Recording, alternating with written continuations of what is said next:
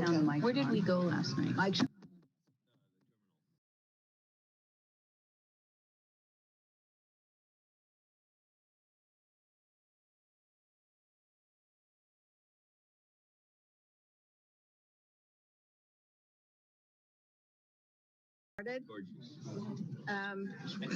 Thank you so much. Yes, they are. Thank you, everyone, for being here, including the people who are joining us online. And I would like to thank staff for the tour yesterday, even though I didn't get to make it. But they are a highlight, and it takes an enormous amount of work to put them on. So I can't wait to hear more about it from the other commissioners, and thank you to the staff that made it happen. I'm Mary Wall, Chair of the Fish and Wildlife Commission, and I would like to call the Friday, June 16th, 2023 Commission meeting to order. I live in Langlois on the South Coast, and I'll ask the other commissioners to introduce themselves. Jill Zarnowitz, Vice Chair from Yamhill. Good morning, Mark Labhart, Eastern Oregon at-large Sisters, and I would echo great tour yesterday. Thanks for all the staff and the folks that presented. Very informative for me. Yeah, Bob Spellbrink, Siletz, Oregon. Yeah, again, appreciated yesterday, and especially some of the help we got on the docks too. I appreciate Mike and Mike Pettis and Bob Etter helping out. I'm Becky Hatfield Hyde, and again, what a outstanding tour yesterday on the coast. Lots of variety, lots to see. So thank you to all the people that do all the work to get that together. And I'm in Brothers and the Klamath Basin. Thank you. Dr. Leslie King. I am in Portland and Hood River, representing the 3rd Congressional District, and it's always nice to come to the coast, so thank you. Thank you. Thank you, Director Melcher. Very good. Thank you. I'm Kurt Melcher. I'm the Director of the Department of Fish and Wildlife, and would just echo the appreciation for all the staff work yesterday on yesterday's tour, as well as the staff work for setting up these traveling commission meetings. Yes. So appreciate that. Appreciate all Michelle's, Roxy's, and Steve's effort on that. Thank you. Michelle? Introduce yourself. Good morning. I'm Michelle Tate. I'm with Oregon Department of Fish and Wildlife. I'm here today to help Director Melcher and the Commission to conduct this meeting and conduct it by the hybrid. I appreciate everyone being here. Thank you. Michelle, is there anything people need to know if they're online about the logistics? You know, we have very few folks that are coming online. It's Zoom and it's standard. There may be a blip when I move you into the meeting room from the attendees, but other than that, I think we're good. Great. And one of the things that Director Melcher just mentioned is being in these various parts of the state. For what it's worth, it's remarkably useful to us to be able to do that. We thank the staff and the people in all these communities where we actually get to hear from people. It makes a big difference. So it's worth noting. I think with that, the only thing I'll mention about the meeting in general is that it is fairly long. So we will be here for a while. We do have an exec session noticed, and we plan to have one at the end of the day. And we'll go right to the director's report then. Very good. Thank you, Chair Wall and Commissioners. For the director's report, we did deliver the field reports to you in written form, and we're happy to answer any questions that you may have about those. We'll have an expenditure report from Deputy Director Shannon Hearn. Come on up. And I understand our agency budget is up in the Senate today, or maybe it's already been up, I'm not sure, but nonetheless. Good morning. Thank you, Director.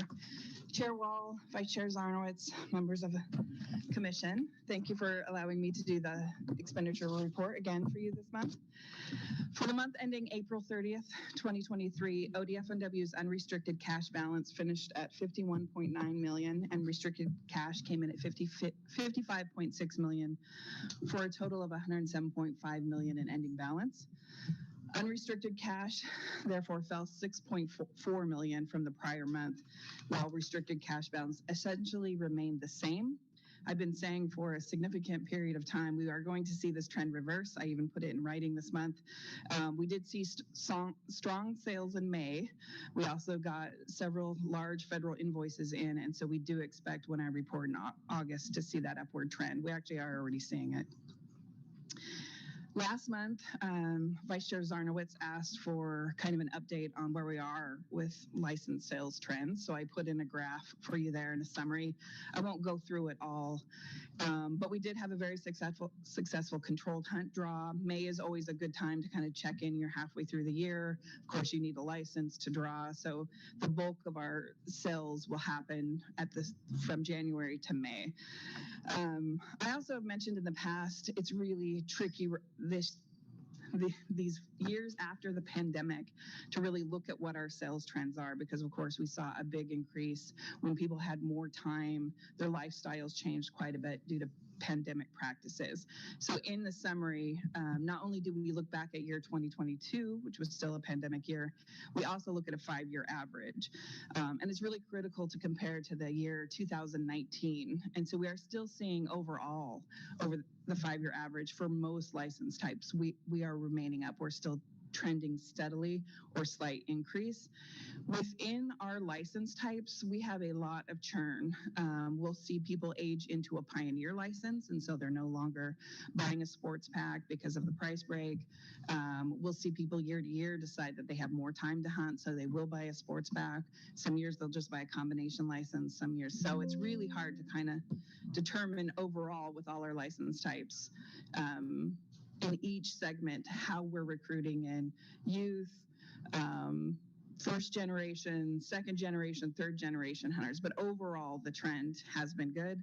I've also referenced in the past on angling trends, we see it closely tied to what conditions are and what salmon steelhead forecasts are, things like that outside our control. I had mentioned last month that with the poor weather that we were having, and of course, razor clamming was closed, so there wasn't a lot of access and opportunity.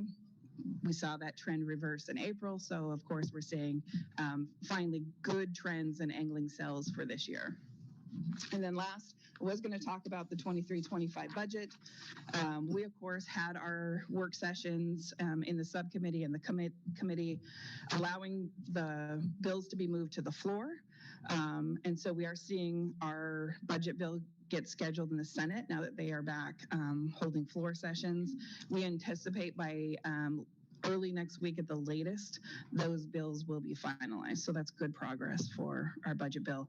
And then, of course, there's several other bills in play, policy bills that also have budget pieces. And so at the end of session, whenever that occurs, but it has to occur by June 25th, the Legislative Fiscal Office will put out a budget report, and that will essentially pull all bills together as well as our ODF&W budget bill and kind of explain what's in there and what is to be used for. And that's what we'll take to then bring you a summary in August. And that concludes my expenditure report. Thank you. Thank you, Shannon. Thank you. Question? Yes, thank you. Thank you, Shannon. Can you talk about, I think it's the first time over 70% online sales. Can you talk about that? Is it on the, do we know, is it on the app or the website or both, or can we tell? Great question, Chair Wall, Commissioner King.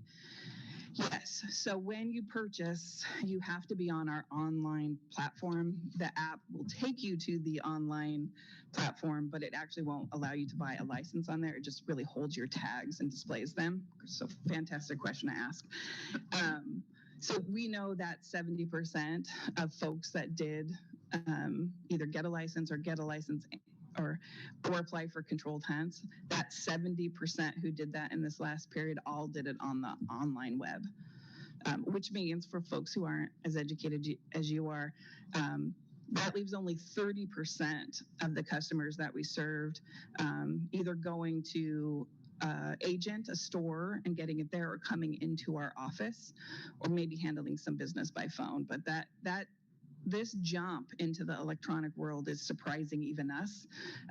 Originally, our target was maybe 10% over time since we launched in December 2018, and we continue to see that volitional response from our customers to go to the online platform. Okay, and so this, like you said, it's now the bulk of how people interact with us via our websites. And the other question I had, It's related to the tour that we had and related to the budget. And you may know, I know that there's a lot of moving parts. But when we talked a lot yesterday about the Marine Reserves and got lots of great presentations about them and toured them, one of the things being dropped, or we think, is one of the community liaisons, like that's within Marine Reserves. Is that somewhere in one of the POPs? Like, can you explain where that is, if you know, and what that actually means? Chair Wall, Commissioner King, I think you're referring to within our budget bill, there are reductions and Right.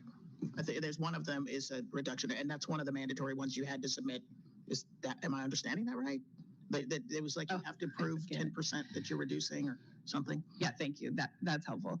Yes, we did anticipate with this budget there were going to be reductions. If the budget passes as it's written and the LFO recommendation is written and there's no vetoes or anything, so I don't want to over speculate here. We have $1.4 million in reductions. There are additions, and so it all at the end comes out to a number. Within that, the Marine Reserves position, one position was taken. What we offered up, as you know, the 10-15% reduction list, there were 5 positions there. And it almost totaled 1.4 million in itself. And so the governor's recommended budget left the research side of that and took one position. And so I know we have stakeholders that are advocating for that one position back. Ultimately, it's a legislative body's decision at this point. I don't think they can do it in our budget bill because it's so cooked. They could do it someplace else. I don't know if they will or not. Thank you. Thank you. Yep. Commissioner Labhart. Yes, thank you, Chair Wall. So you made the comment that the process for controlled tags went really well this year. For those of you who are out there that commissioners get special favor, it didn't go well for me. I drew no tags this year. First time in 47 years I've not been able to draw. So the system is fair, folks. It went great for those who drew tags, but for us that didn't get a tag, I'm bummed out. So just had to put that in there. Thank you for doing that. Shannon, I just wanted to clarify one thing, and it follows up on Commissioner King's point about, or question about the Marine Reserves. And I know there are constituencies talking about that one as they are about a bunch of the other ones. But this one, I was particularly struck by the Coastal Caucus letter about this one as well. And so my understanding, and I just want to clarify it, is that if it comes back, it's not going to be in the budget process itself. It's going to be in the end of session reconciliation bill or Christmas tree bill, if you will. Is that your understanding as well? That if it comes, I'm not asking you to guess which one that, whether it will or not, because we're not supposed to speculate on these things, but yeah, Chair Wall, I think how far we are in session, I think the only mechanism to bring that back is through an end of session bill. I don't think at this point, because they've already read Senate Bill 5509, our budget bill. It's had its first reading and its second reading in the Senate. They can't revise that bill now. Yeah. so it would They be could amend on the House. I don't think they'll hold up a large budget bill for that item, but yeah. Thank you. I think that's it. Okay. Go ahead. Thanks, Shannon. Yep. Next up under our standing item, Adapting to Climate and Ocean Change, we have Dr. Carolyn Eckridge and Emily Van Wyk, and Brian Wolfer apparently is going to join them.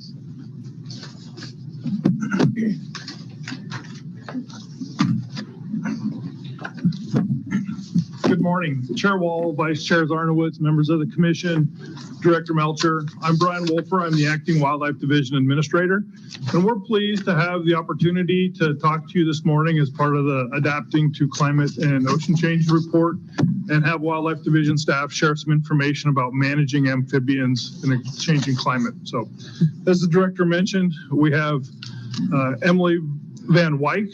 She is our Acting Conservation Strategy Coordinator, and we have Dr. Carolyn Eckridge, and Carolyn is our Acting Strategy Species Coordinator. And so with that introduction, I'm going to turn it over to them to begin their presentation. Chair Wall, Vice Chair Zarnowitz, Director Melcher, members of the Commission, good morning. My name is Carolyn Eckridge, and I am the Acting Strategy Species Coordinator, along with my colleague, Dr. Emily Van Wyk. We are going to tell you about amphibians in a changing climate.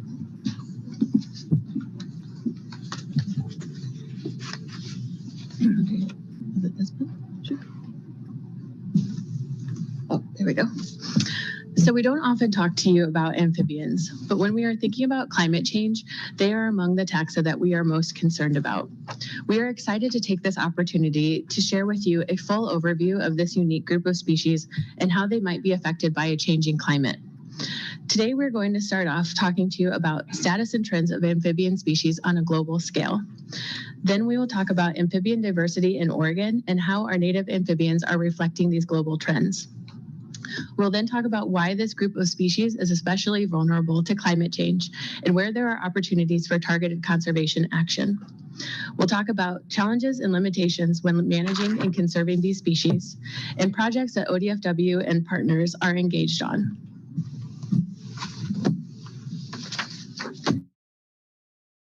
Depicting global amphibian population declines. On the left, you will see taxonomic groups ordered according to the percent of species threatened with extinction, from the lowest at the top to the highest at the bottom. On the right, you will see just vertebrate groups and the percent of extinction since 1500. You can see that amphibians are among the highest ranked vertebrate groups on both graphs, as indicated by the red arrows. The conservation of amphibians is now of paramount concern because this taxonomic group is among the most threatened of vertebrates worldwide. For decades, scientists have been raising concerns over the rapid global decline in amphibian populations. Recent estimates suggest that more than 3,000 or 41% of amphibian species are threatened with extinction. Another roughly 25% are recorded as data deficient, meaning that their status cannot be evaluated, making the percentage of threatened species likely much higher. These declines have been confirmed by multiple studies. They are real, they are ongoing, and they are devastating. So how does this reflect what is happening in Oregon? Before we talk about amphibian population trends in Oregon, I first want to highlight that Oregon has one of the highest amounts of native amphibian diversity in the West. On this map, you will see amphibian diversity depicted from low diversity areas in blue to high diversity areas in red. You will see that most of our diversity occurs west of the Cascades. And if you could zoom in further, you would see lots of small dots of red, which highlight the isolated habitats and narrow ranges of many of our species. Our amphibian diversity is made up of 13 native species of frogs and toads and 19 native species of salamanders.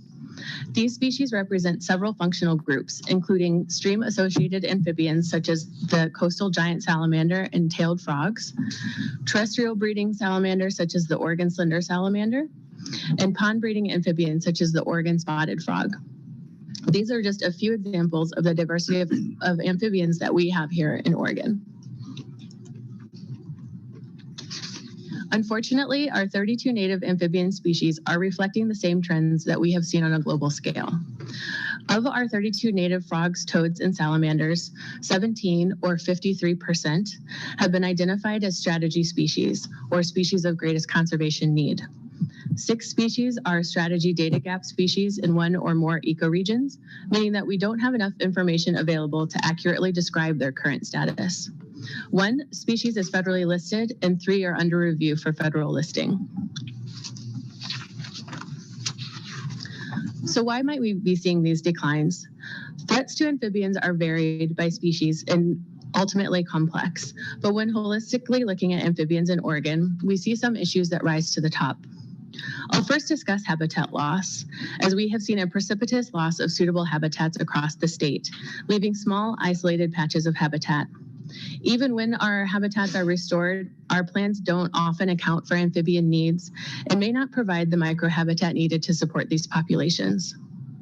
Introduced species compete for limited resources and pose a significant predation threat to our native amphibians, species like the American bullfrog, which eats all life stages of frogs. Many of our amphibian species are migratory, meaning that they move to seasonal ranges throughout the year. Some might also just simply move from aquatic to terrestrial habitats. So any barriers to these movements disrupt their life cycles and decrease population connectivity. Culverts and roads may act as physical barriers to amphibian crossings.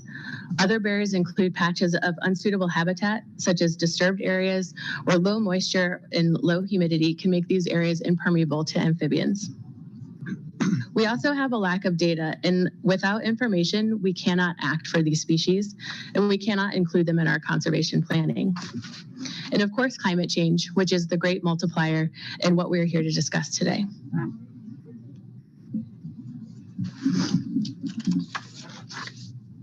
Amphibians are a diverse group of species with a range of strategies to cope with their environments. However, some species are particularly vulnerable to impacts from climate change due to their life history and physical characteristics. Amphibians are ectotherms, meaning that they cannot regulate their own temperature, so their temperature fluctuates with the environment. Amphibians also use their skin and other moist membranes for respiration, and to do this efficiently, they need to stay damp. Water also moves across their skin, and staying wet helps amphibians to stay cool. Their moist, permeable skin makes amphibians vulnerable to toxic substances and other contaminants in their environment. Many follow an egg, larva, adult life cycle, with each of these life stages having specific habitat requirements and a narrow range of tolerances. They also often rely on both terrestrial and aquatic habitats in order to complete these complicated life histories. They also cannot move very far or very fast. Some of them find it very difficult. And so in order for them to move to a new habitat, if their current habitat becomes inhospitable, it may take them a very long time or may be impossible. And they may not be able to shift their distribution in order to accommodate changes in the locations of suitable habitats. So what are some of the ways that climate change could affect amphibians? Changes in the physical environment as a result of climate change will have a direct effect on amphibians at the individual, population, and community level. For example, increasing temperatures and drought have contributed to the loss of amphibian habitats, changing species distributions and causing range shifts. Environmental cues such as temperature and precipitation are clearly linked to the onset of reproduction in many species, but changes in the timing of breeding can lead to reproductive failure. Indeed, many taxa are already experiencing occasional early drying of their aquatic habitats, with mass mortality of eggs, tadpoles, or metamorphosizing animals as a result. Generally, warmer, drier conditions can cause moist microhabitats on land to become too dry and unsuitable for amphibians. This may especially affect leaf litter or other refugia on the ground surface. Under stressful conditions such as high temperature or low moisture, amphibians may retreat to refugia and reduce their activity, or they may alter their dispersal, migration, or other movements with consequential effects on critical functions like foraging, breeding, and dispersal. The effects of climate change may also be mediated through changes in other stressors. Climate has a strong influence on the geographical distribution of species. For populations of competing species, climate-driven extensions and contractions in range boundaries can influence the dynamics of competing interactions and predator-prey relationships. Climate change can influence food availability, strengthening competitive interactions over limited resources. Climate change may indirectly affect amphibians by altering the spread of or the susceptibility to disease. And there's a potential synergistic interaction between climate change, the increasing frequency and severity of wildfires, and diseases caused by novel pathogens, with the interactive effects of these threats combined becoming more potent than any one of them acting alone. As we have seen on the last two slides, climate change will primarily affect these species through changes in their habitats. And while we cannot manage climate change, we can proactively manage many of these habitat variables in order to enact targeted conservation actions to prevent or reverse these declines in many of these at-risk species. All right, good morning. Chair Wall, Vice Chair Zarnowitz, Director Melcher, and members of the Commission. For the record, my name is Emily Van Wyk, and I'm the Acting Conservation Strategy Coordinator for the Wildlife Division. So Carolyn has done an exceptional job of providing an overview of the current status of amphibians in Oregon and the need for targeted conservation action. And so I'd like to build on that framework to talk a little bit about the challenges and limitations that we face, as well as some of the recent projects that ODFW and partners have been invested in. The time is now for us to increase our emphasis on amphibian conservation in light of the changing climate, to build resilience in these populations, as well as to mitigate effects of climate change where possible. However, there are a number of challenges that limit the ability of the department to effectively engage in projects like this. So one of these overarching challenges in amphibian conservation is limited resources. Funding, for instance, is a major constraint.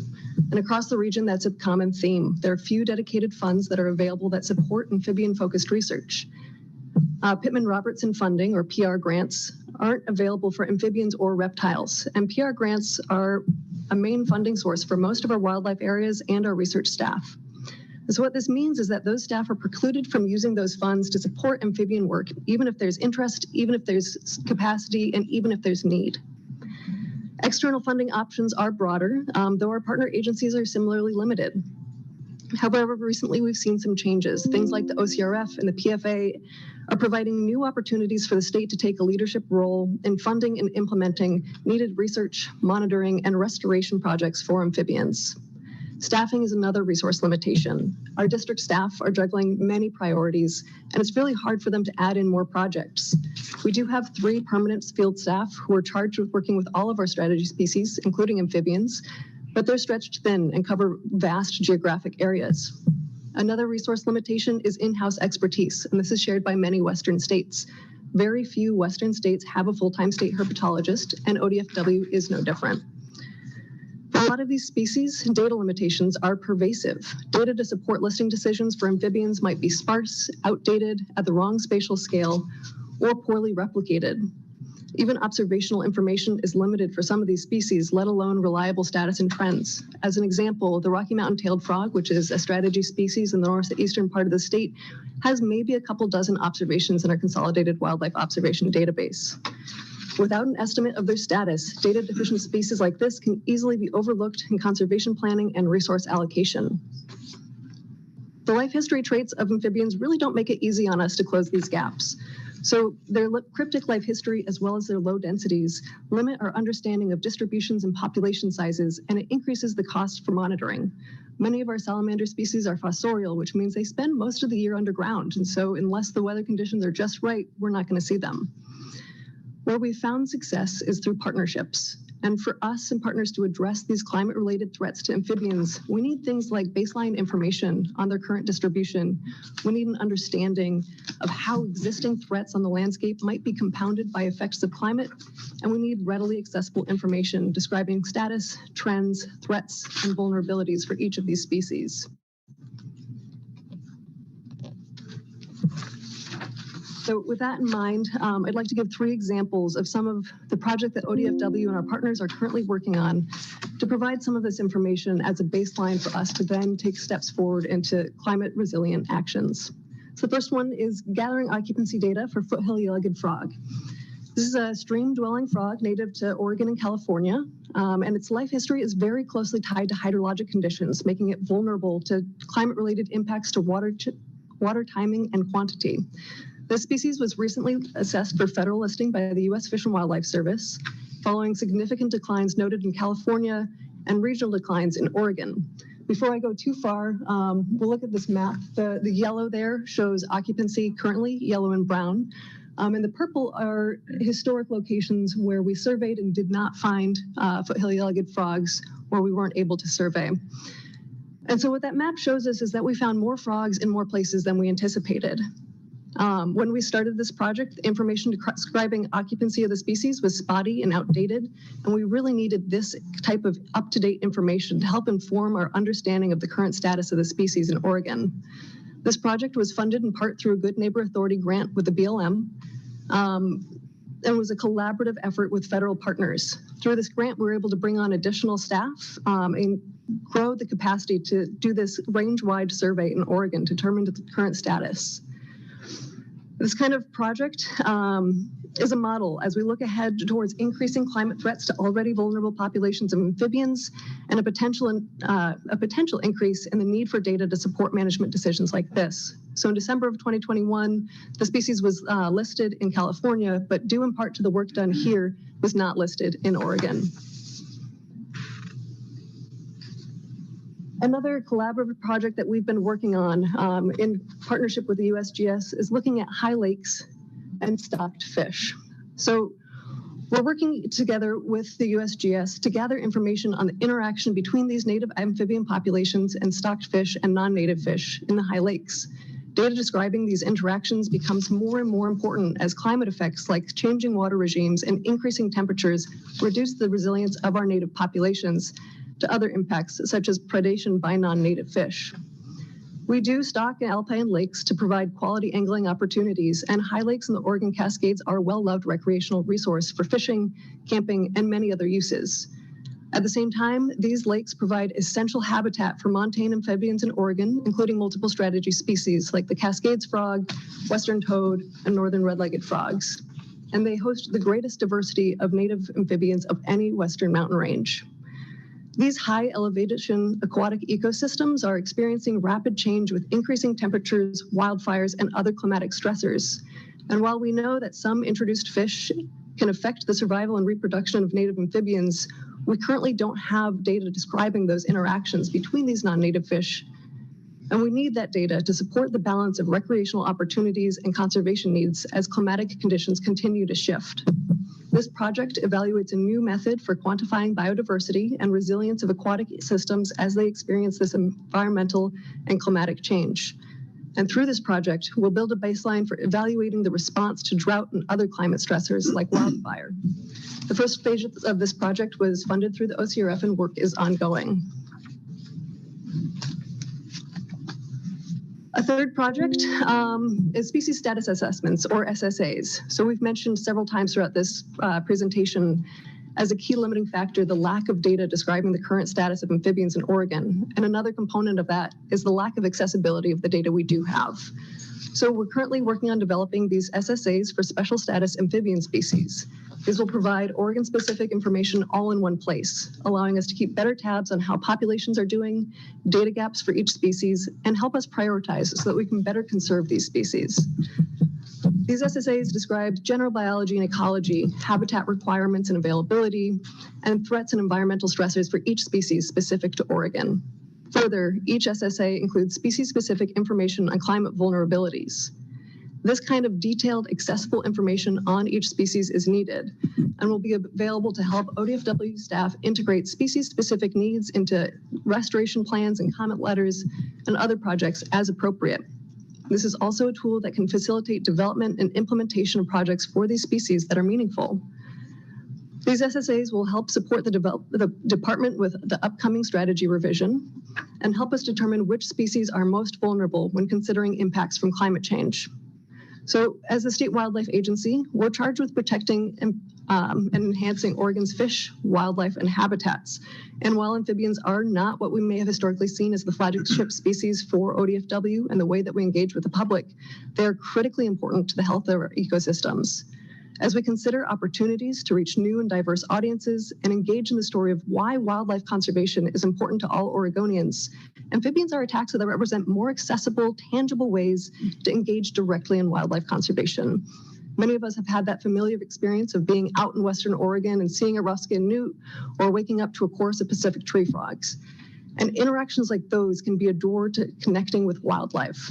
So as we look ahead, there's opportunities for us to increase our investment of time and resources in amphibian conservation to help maintain resilience in these sensitive populations as climate effects continue to grow. And I really look forward to seeing what we can achieve for those species. So with that, we would love to take any questions. And we already have one. Thank you. Commissioner Laphart, go ahead. Yep, thank you, Chair. Well, thank you for the presentation. Very interesting. I'm going to be singing to the choir just a little bit, but you mentioned that we are lacking funding to get baseline information, lack of available data, all of those kind of things. And you mentioned the Oregon Conservation and Recreation Fund and other funding sources that we can't access because they're restricted. So I just want to encourage you and then any folks that are out there watching that we're going to be looking at funding about $1 million worth of OCRF projects, and some of those I would say most of them directly address the conservation strategy. And so keep applying as an agency for that.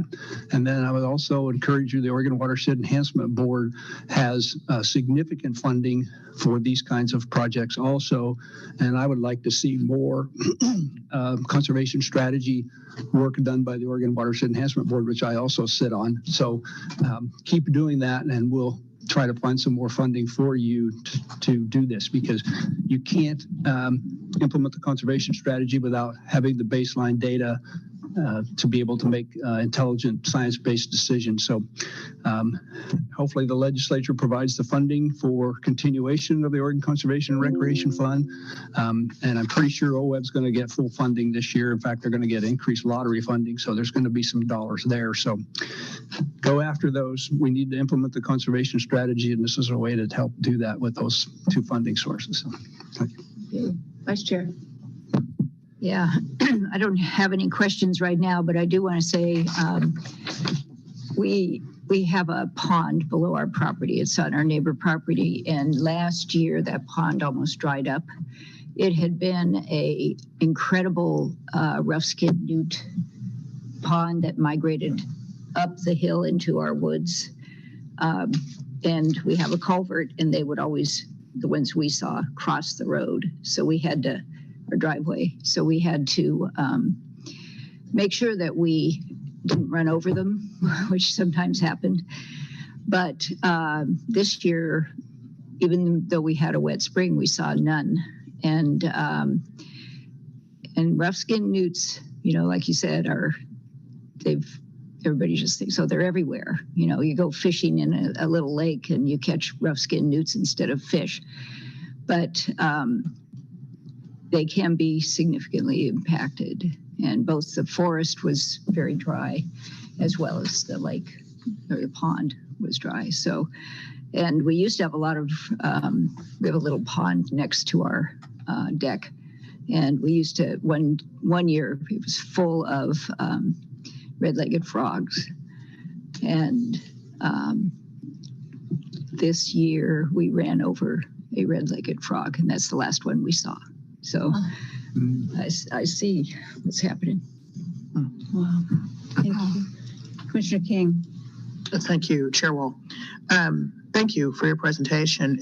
And I know, Emily, you talked to us about birds back a bit ago. And I know we'll continue to talk about that, because I think this sort of thing is so important to understand. And we talk about it, but I think we need to completely change, like, sort of our thinking and frankly, our funding. And I know that there's ways to get funding, but I think we really need to impress upon whoever's listening, watching, looking, trying to understand, we are in charge of 500 species. 80 of them are game. The other 420 aren't. And so, like, why do we never seem to talk about that other 420? Like, why don't we talk about the bulk of what we're actually in charge of? And, you know, as we watch bird populations collapse by the billions, that's exactly what we're seeing with amphibians. It's the same story on repeat. And I wonder how we can somehow change that messaging, in that we've got to start paying attention to the bulk of actually what's happening out there and not be so hyper-focused on a minority. Because the habitat and conservation and the things that are needed will help all of these species, even the game ones. And I really wish we could find a way, like via our communications methods. I think a couple of you have been on the podcast, because I remember hearing about herping, which I never even knew was a thing on the podcast. We need to kind of spread that via things like the OCRF, via things like OWEB, that we're so much more than our hunting licensing. And we have so many passionate people that study all of those things and kind of, quote, never get the glory, like that you never even know that you're there. So, I mean, I really wish that we continue to do these things, but also I know that Director Melcher mentioned that was one of the things that RAWA was about like stressing the non-game species. I think we need to somehow stress them and, kind of name and shame and figure out what that is, because I think so many people just don't know. I think it's a void that we need to continue to address. That's my thoughts on it. Thank you. I have a couple questions. Thank you for the report. Very interesting, actually. And I also was thinking of the parallels to what we've heard about birds. Carolyn, you talked about 41% are at high risk, and then you gave a percentage on top of that that are data deficient. What was that number? 25%. So my question is, we're going to hear about beaver modified habitat later today, and the connection occurs to me as I was listening to what you were saying. Do you happen to know, the number we have had is that there are 150 plus species that are helped by beaver modified habitat. Are a whole bunch of these that are either data deficient or at high risk species that benefit from beaver modified habitat? Yes, thank you for the question, Chair Wall. We actually have been in talks with some of the folks on the beaver habitat team as well to how we could incorporate amphibians into some of this work, because some of them absolutely will be affected. And I think that there are great opportunities to address some of these data deficiencies by monitoring some of the planned or ongoing beaver projects. Thank you. The next question I have, and maybe this is you, Brian, or you, Carol, I'm not sure which, but the question is, if more than half of our native amphibians are at high risk or are strategy species, and as a state, we haven't used the tool of listing these for all kinds of reasons very often, and I understand those reasons. But if listing isn't the tool, then what is the tool? And I know that that's a big answer, but I am asking it just, what do you look to? What do you have? What gives you hope that we are going to be on top of this? And then I just have one other question. So this is, let's have this one, and then I have one other question. So maybe I'll take that one, Chair Wall. And there are a number of different tools. And I think, as you heard, some of the keys are to better understand the species so we know how to take action for their benefits. But we have things like the Private Forest Accord. You heard about that on your tour yesterday. And that's one of those areas where we've seen some increased riparian buffers. We've seen funding come in, and amphibians are one of those species called out. And so we're going to see increased funding opportunities to understand how these new rules on private forest lands are going to impact amphibians. And then that's adaptable and it can be adjusted as necessary. So there's some of it is, legislation that changes how we do some of our land use and other industry practices. Some of it is us having the knowledge that we can provide guidance to land managers, because we own very little land, but having the knowledge of how different projects and land management actions on, say, federal lands or other state lands are going to impact the species is one of those things. So it's been encouraging, especially the funding and highlight of amphibians in the Private Forest Accord, I'd say, is one of the most recent bright spots. And I see that your answer play out over and over, that if we can fill our biologists who are at the table in these discussions with this information, then they're able to do the kind of work to get these projects moving and bring the amphibians and all the other people. The same thing is the case with our water issues. And so your point's well taken. The other question I have, and maybe it's because some days I feel like I'm just too old to wait for some of these. And if, the answer is always we need more information. And of course we do, for exactly the reason you said. But could I ask you a question, Emily, about the high lakes and when that information will be available, so that, because we know a lot about these, we do know that this is urgent. So when will that information be ready? We don't know the answer to that. Chair Wall, this is a project that we're currently working on identifying funding for the next phase. And so this is something that's currently ongoing. We're working forward towards that. This is something that's been a priority for us and our partners for decades. People have been interested in this question. And what's a bright spot is that we're finally finding these funding opportunities. So OCRF was able to fund that first phase. And it's exciting to see opportunities like that finally coming to fruition. So seeing opportunities to move forward. We'll continue to look for funding for the next step. And really just build that baseline. So we need that information. We need to understand what is the interplay. We might find out that these populations are not at odds at all. We may find out that non-native fish in the high lakes are not a problem. We may also find out that it's something that these populations of native amphibians can't withstand under a changing climate with increasing other threats. And so they can't handle this other threat. We're not certain. So timeline is unknown right now. We'd like to see that speed up. And hopefully we'll see more field work both this summer and next, but we're still looking. And Chair Wall, if I might add, with the High Lakes in particular, there's been a number of actions over the last decade or so. I know our fish division has reduced how many lakes they stock in the High Lakes, and that's part of our continued evaluation of our actions and adapting. And there was a lot of variables that went into that, from budget, the utilization of fish and kind of that cost benefit concerns for amphibians is one of it. What we didn't know or don't know is, was that necessary from an amphibian standpoint? Is there more that we need to do? And so we're answering some of that, but at the same time, we're not waiting for those answers to make decisions such as reducing the number of lakes to be careful and cautious.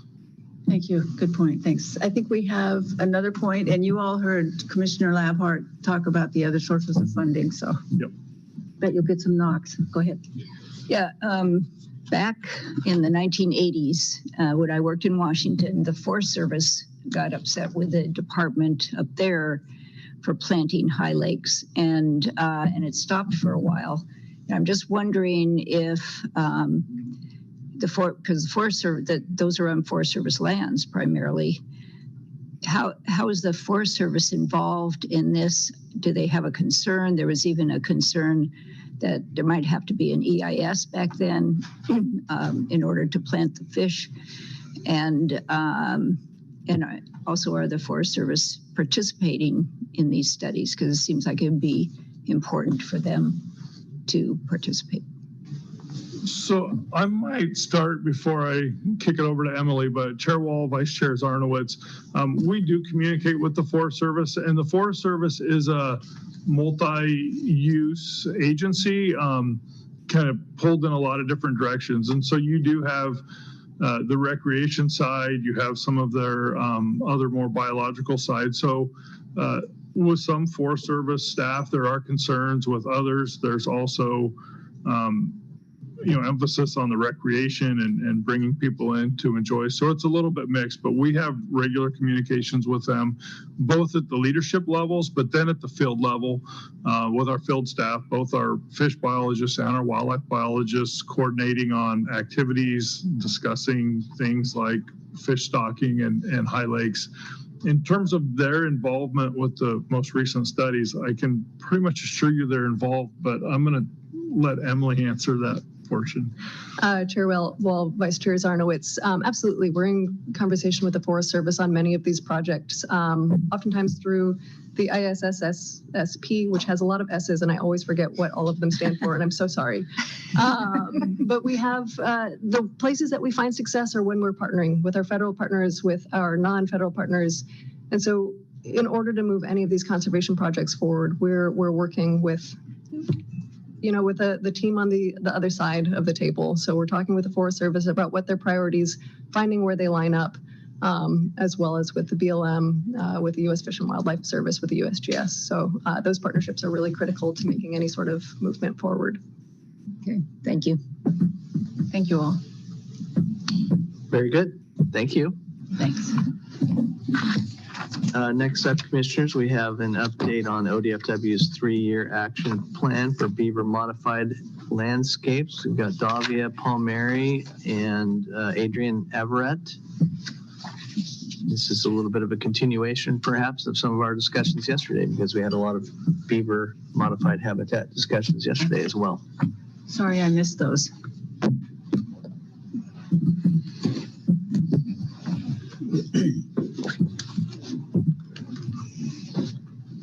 Sorry. Good morning, Chair Wall, Director Melcher, members of the Commission.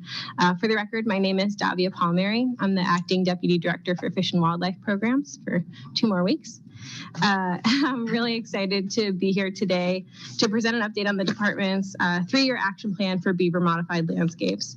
You're seeing me here today as the face of this effort, but I'm really representing the work of staff across the divisions and headquarters in the field, really the entire agency. ODFW's interdivisional beaver team that put together this action plan includes the 3 division administrators, 2 region managers, and a variety of staff with expertise relevant to beavers and the species that rely on beaver modified habitat.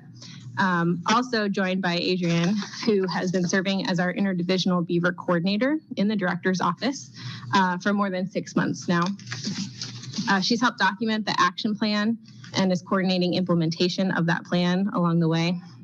We're incredibly thankful in the director's office to have a person like Adrian, who's really dedicated to the collaboration and the action that's needed to move the needle on the creation of beaver modified habitat at a landscape scale.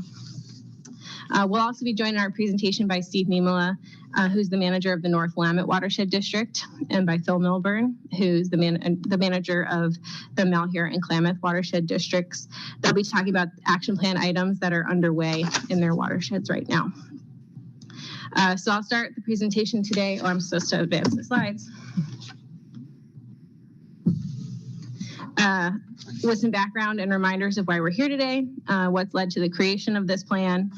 I'll go into the details of the plan itself, and the commissioners have a copy of that plan, and I'll be going through each of the pillars. And then I'll turn it over to Adrian, Steve, and Phil, who will spotlight one of the key commitments of the action plan, which is the creation of beaver emphasis areas around the state. And then we'll end on some next steps to help you understand where we go from here.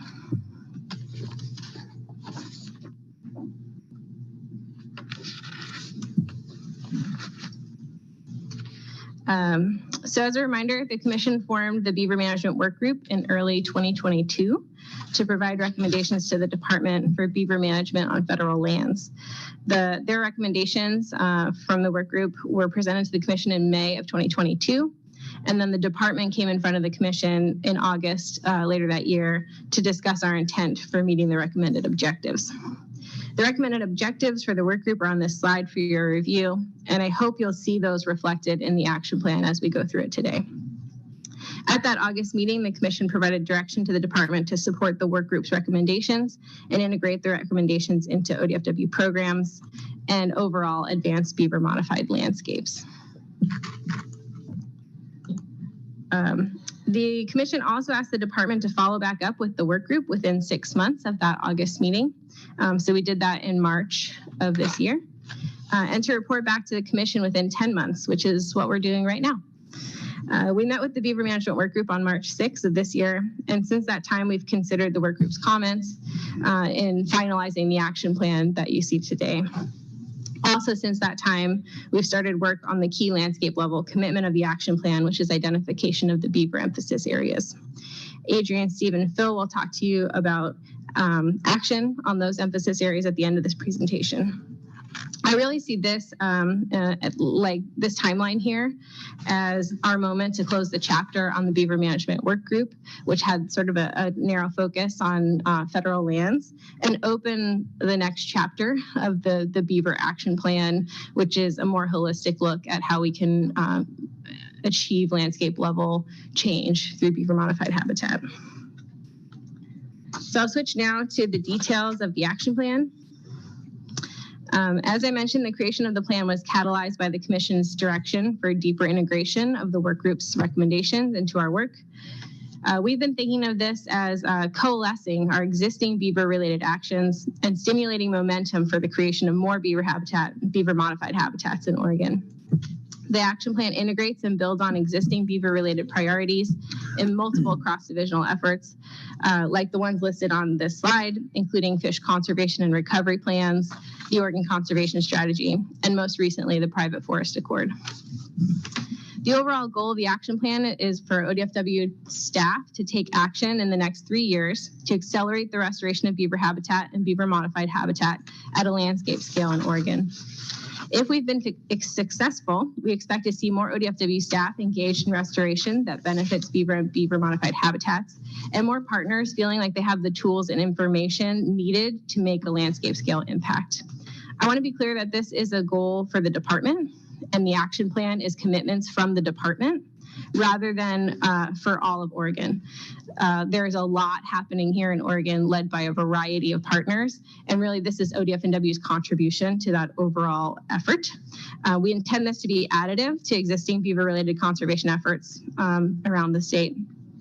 But also we want to recognize this is short-term focused action, right? It's a 3-year action plan, and we're already 1 year in. We want making impact at a landscape scale is the long-term goal that we hope the state as a whole will be able to reach, and that by completing the actions of in this plan, we have helped prepare the state for that. So the action plan is structured as 4 integrated pillars of action, each of which outline the specific commitments that the department will take by 2025. We believe that these actions will improve adaptive management and coordination across ODFW divisions in the field. The pillars are data and science, beaver habitat, and beaver modified floodplain restoration, which we call the habitat restoration section, beaver management, and outreach and communication.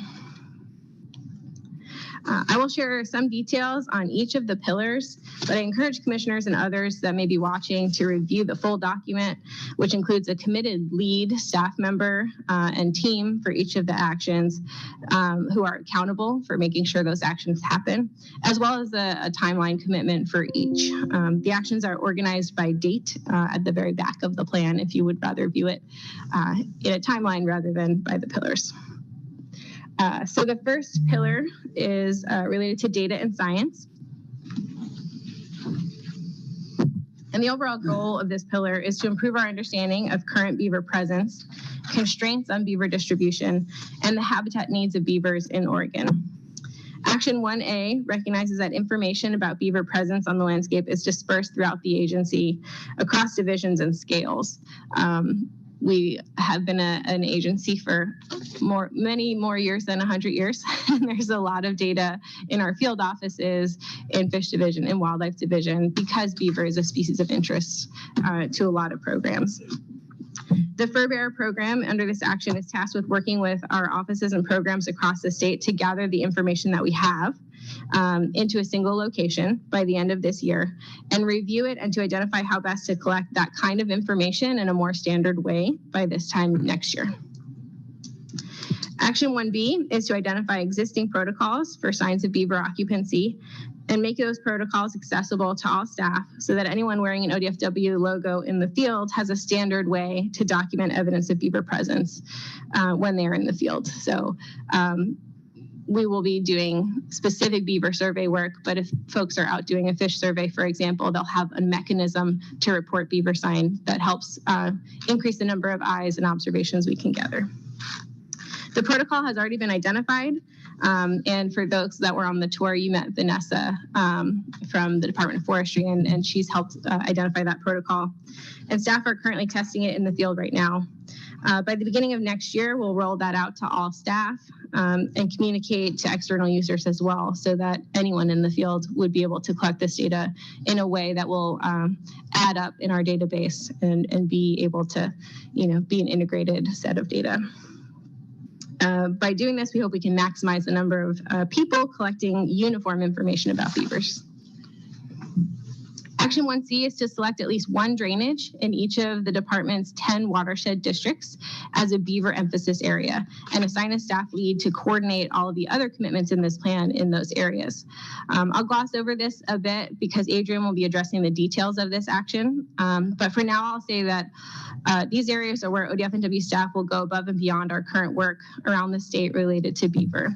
These are locations where ODF&W staff will conduct baseline assessments of the existing beaver modified habitat, focus action to restore beaver habitat and beaver modified habitat, and improve our coexistence efforts and communications about beaver. This is intended to be additive. ODF&W will continue existing efforts around outside of these areas, but these drainages have been identified, and we have local staff in each of the watersheds identified as leads on this work. So Action 1D is related to those emphasis areas where staff will conduct surveys to assess beaver activity, beaver habitat use, beaver occupancy constraints, and beaver modified habitat availability, and the restoration potential of all of that in each of those drainages. So that's 10 areas where we will be doing those dedicated baseline assessments. The surveys create a baseline for each of the 10 areas that will allow us to evaluate the success of future management actions and restoration investments in these areas. So we'll be able to look through time and see if this focus has been effective. We'll come back to these emphasis areas in the other pillars, but this data collection is an important point to allow us to see if we've been successful. And finally, in data and science, we'll work with our partners to increase the monitoring of beaver dam analog restoration effectiveness, natural beaver dam or BDA responses to extreme events, and the effectiveness of beaver dam coexistence structures like pond levelers. You heard some of this from Kara yesterday when she mentioned observing anecdotally that some shared community information about the pond leveler in Newport may have been successful at reducing conflict with that particular beaver. And so that's the kind of work that we're going to be looking at and paying attention to. So moving on to the habitat restoration pillar, our goal here is to advance beaver, prioritize beaver habitat and beaver modified habitat restoration. First, one of the key limiting factors that partners have cited is a lack of information describing what beaver habitat is. That is the food, cover, water, and space that beaver need to initially enter an area, as well as guidance on restoration actions for increasing beaver habitat. The Habitat Division and Adrian will be meeting with a potential partner to develop this guidance at the end of this month, and so we're working on this. Next, in each of the beaver emphasis areas, staff will coordinate with federal and other partners to identify and complete restoration projects that align with the goals of this plan. So this is kind of the meatiest action for each of the beaver emphasis areas. It'll be the largest workload associated with those areas as well, but it will be variable in each of those 10 drainages. That'll depend on the partners that are in those drainages, funding that's available, and other opportunities that are locally relevant. So you'll hear from Steve and Phil that each of these drainages has a different suite of opportunities, right? Some of them, there's already partners in place and there's projects ready to go. And you've heard this theme from us with IIJA, where we identified our priorities. On some of those priorities, we could submit grants right away and get rolling. On some of them, there's going to be some work to identify what the priorities within that drainage are, who the partners are. So it'll be at a slower pace. So it'll be variable in each of these 10 watersheds. But we are preparing to develop an America the Beautiful grant in 2024 to support restoration in multiple areas.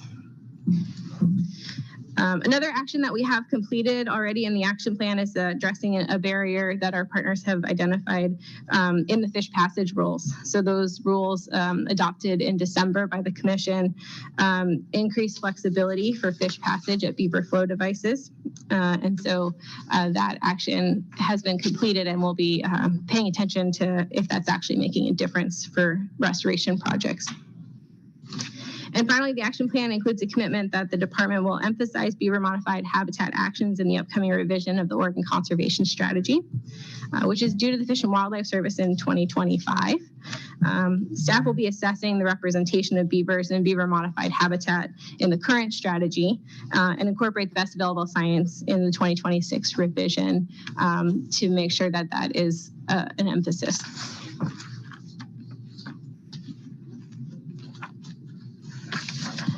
Pillar 3 relates directly to managing the beavers themselves, and our goal is to improve beaver management.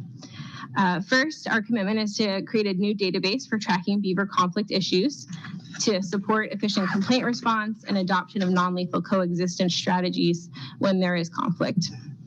The department already had a robust wildlife damage database to track information from private landowners and what advice our staff have provided to them. Our internal app developers were able to update that system with a form specifically for collecting information on beaver conflict.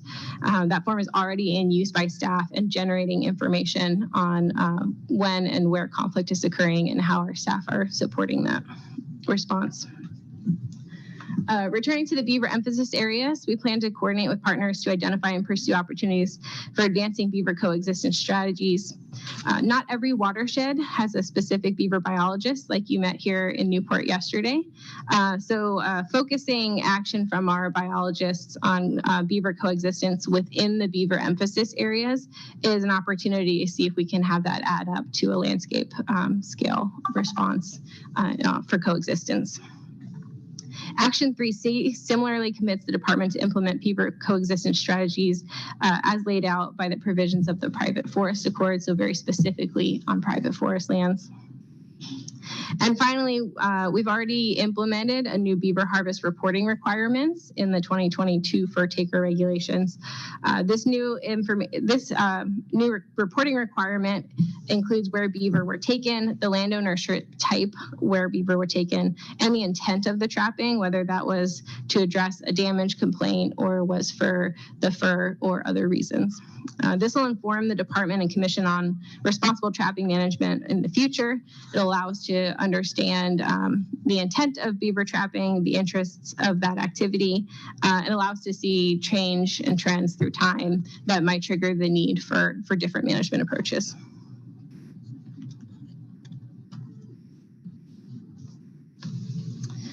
The last and possibly most critical pillar is outreach and education. Our goal is to increase awareness of the benefits of beaver modified habitat and increase the use of human beaver coexistence strategies across Oregon.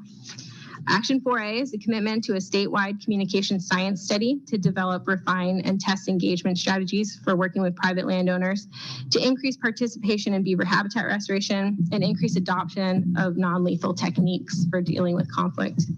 The Commission awarded funding for this study through the OCRF in April of this year, and we expect products in June of 2025.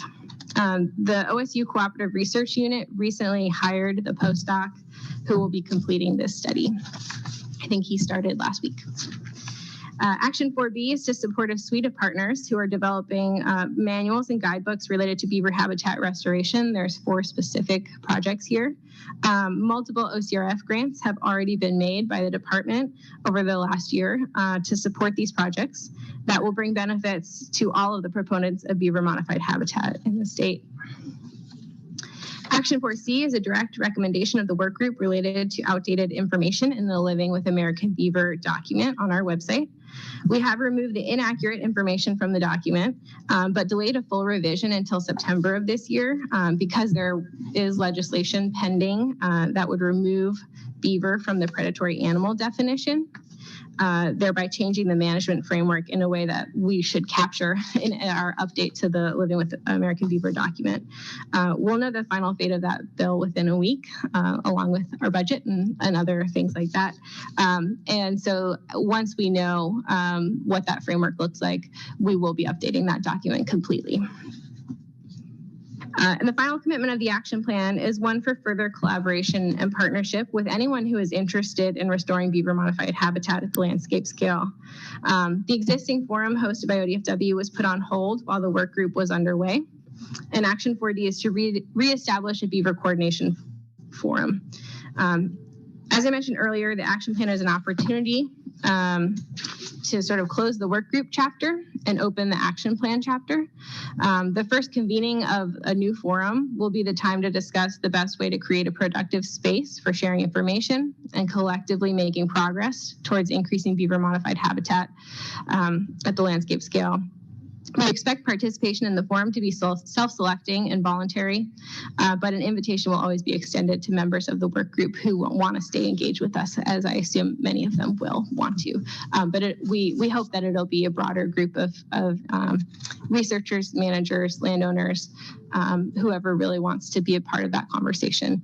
And at that forum, we'll be bringing information about outcomes from the Beaver Action Plan from the department's perspective, and then learning what's ongoing from other partners.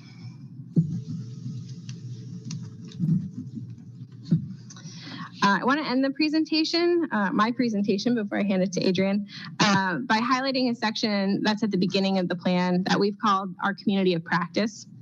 All of the people and positions referenced on this slide have a role in moving forward with the action plan. As I mentioned at the beginning, development of the plan really was at the ODF&W executive leadership level, the people you see sitting in the back of this room all the time.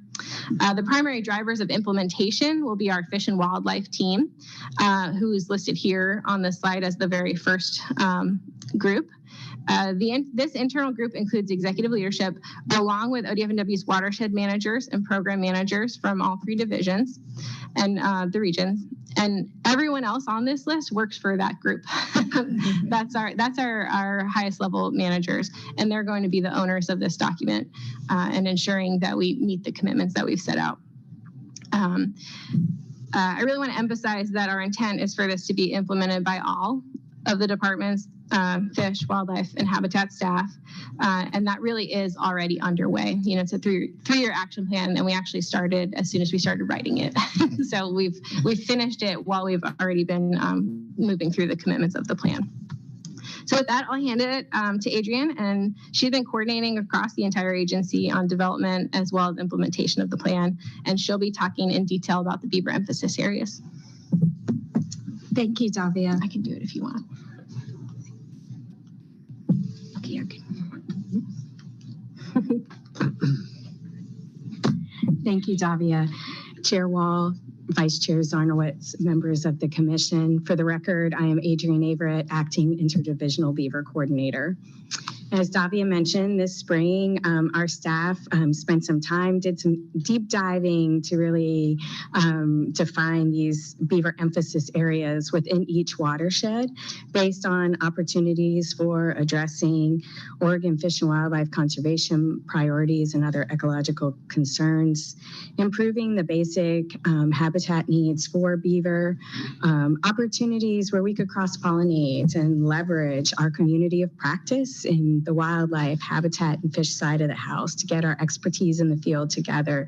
To essentially, we talked internally about creating learning lab moments in these beaver emphasis areas through coordination on the ground, but also opportunities that we saw in the landscape for supporting and leveling up the work with our diverse partners that, as Davia mentioned, have been doing this work also on the landscape, so we could support them in their efforts.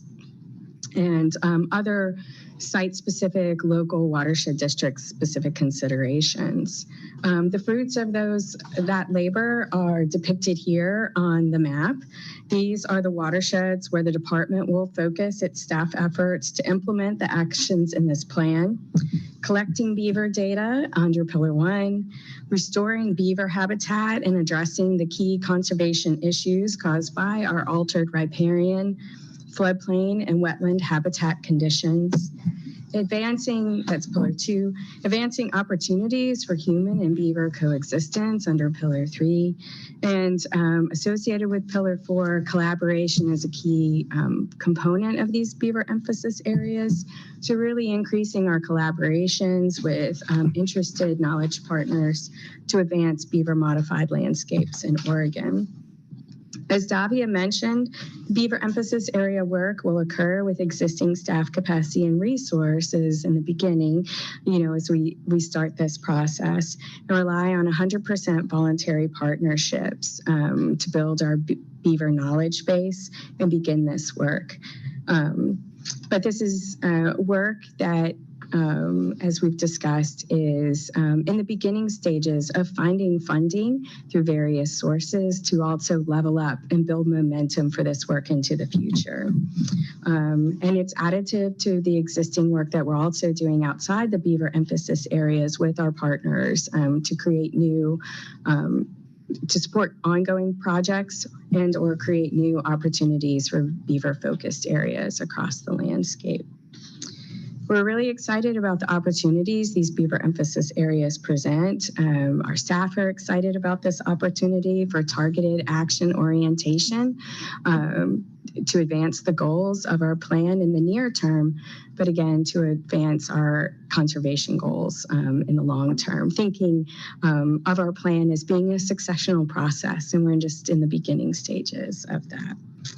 And to highlight this effort, I'm going to pass the mic and we will zoom into two of these areas. We're here in Newport. We're going to zoom into two watersheds where Steve first will describe the Gales Creek Beaver Emphasis Area in the North Willamette Watershed District.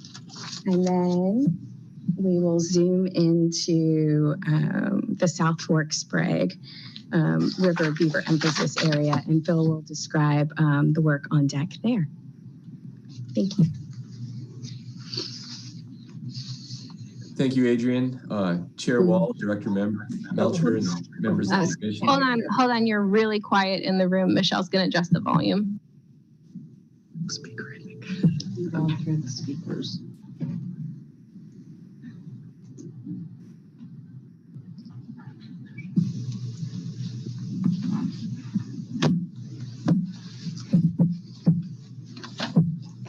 Steve, can you go ahead and try again? Sure can. How's that sound? No, hold on. Situation. You're just coming out of Michelle's computer. Okay. Ish, normal.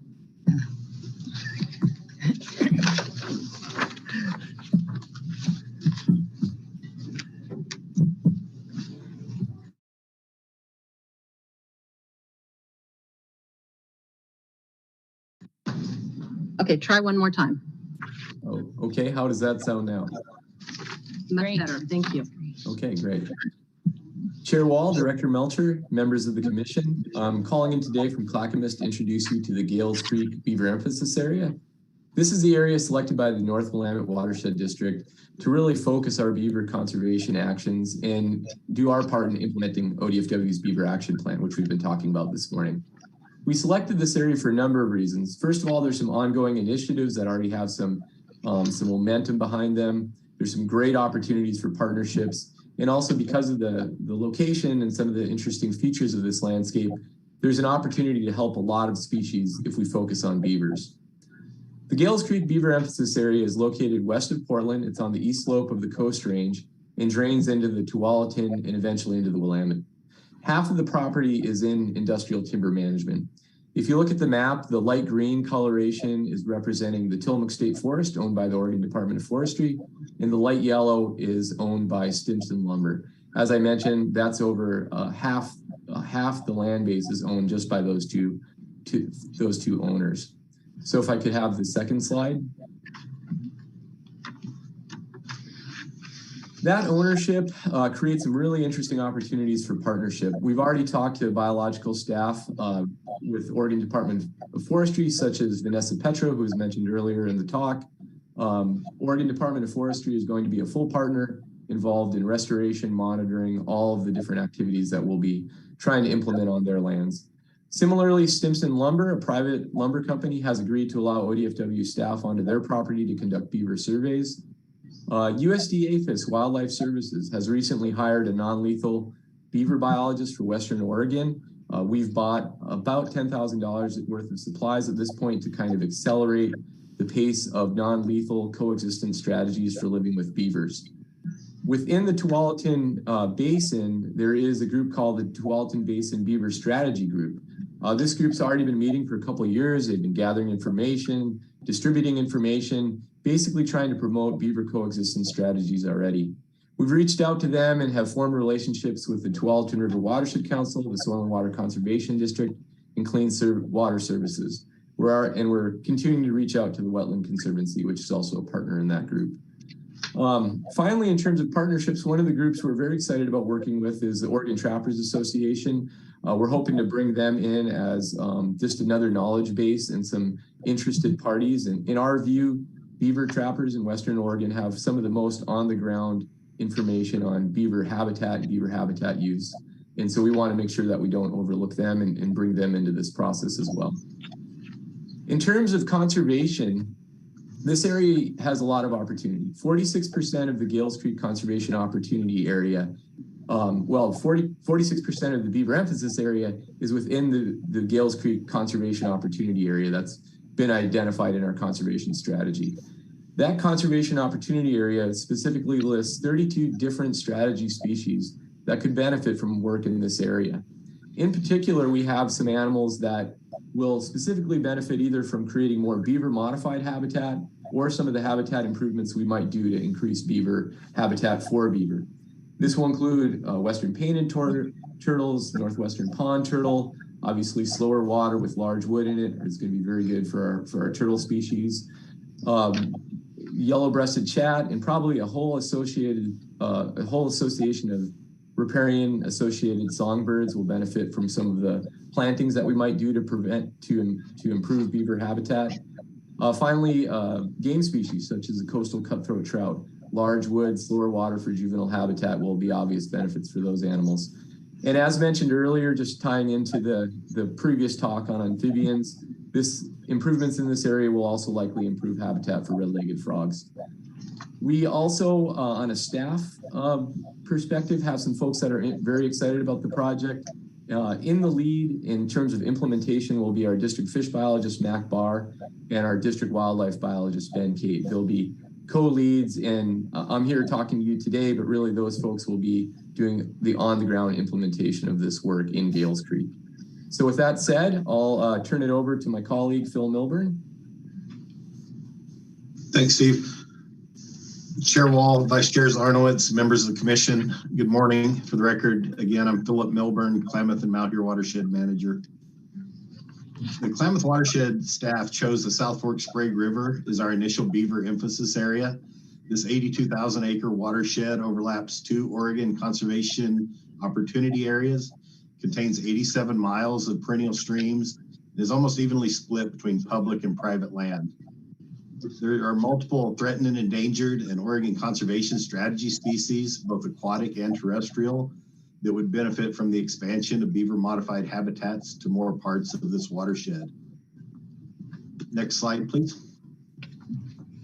We chose this watershed because of the habitat challenges that are currently present on this landscape and for the opportunity that presents to make a real difference for fish and wildlife. The lower portion of this watershed has been channelized and disconnected from the historic floodplain, and the 2021 bootleg fire devastated much of the forested habitat. The resulting loss of marsh habitats, lack of riparian vegetation, and high nutrient and sediment loads are impacting this entire system all the way down to Upper Klamath Lake. We also chose this for the opportunities because we know we can't do this alone. And there are established partnerships with U.S. Fish and Wildlife Service, Trout Unlimited, Klamath Tribes, the Upper Klamath Basin Agricultural Collaborative, and other private landowners that will enhance the capacity to do work in this area.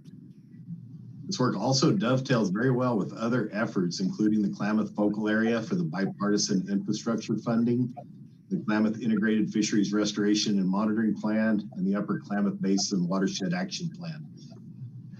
Currently, ODFW and partners have about $8 million in funding requests for restoration work in this area for fiscal year 2023. And this will be a big boost to efforts to enhance this area and allow for beaver expansion and capitalizing on the benefits of beaver modified habitat and all the associated benefits that go with that for a variety of species. Implementation, as you've heard, will be a cross-divisional effort.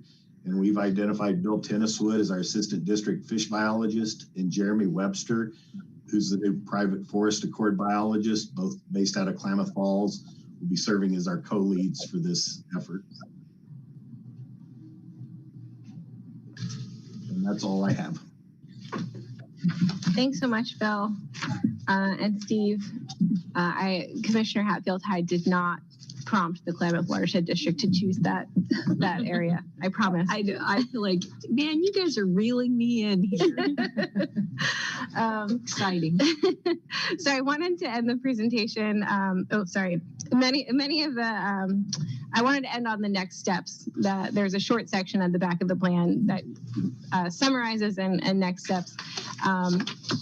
Really want to hit that. We've already been working on these actions. I hope that you see that in our presentation today. We're hoping to create tools and share information that help scale up beaver modified landscape restoration. We'll continue to coordinate internally and with our partners to implement the plan, meeting the completion dates on all of the core actions that we've laid out. We'll be tracking progress in the director's office, and we'll be sharing the outcomes as they come in internally with the commission, with our other partners and the interested public at relevant intervals over the next 2 years. Also, we recognize that achieving landscape scale restoration of beaver habitat and beaver modified habitat will take many years.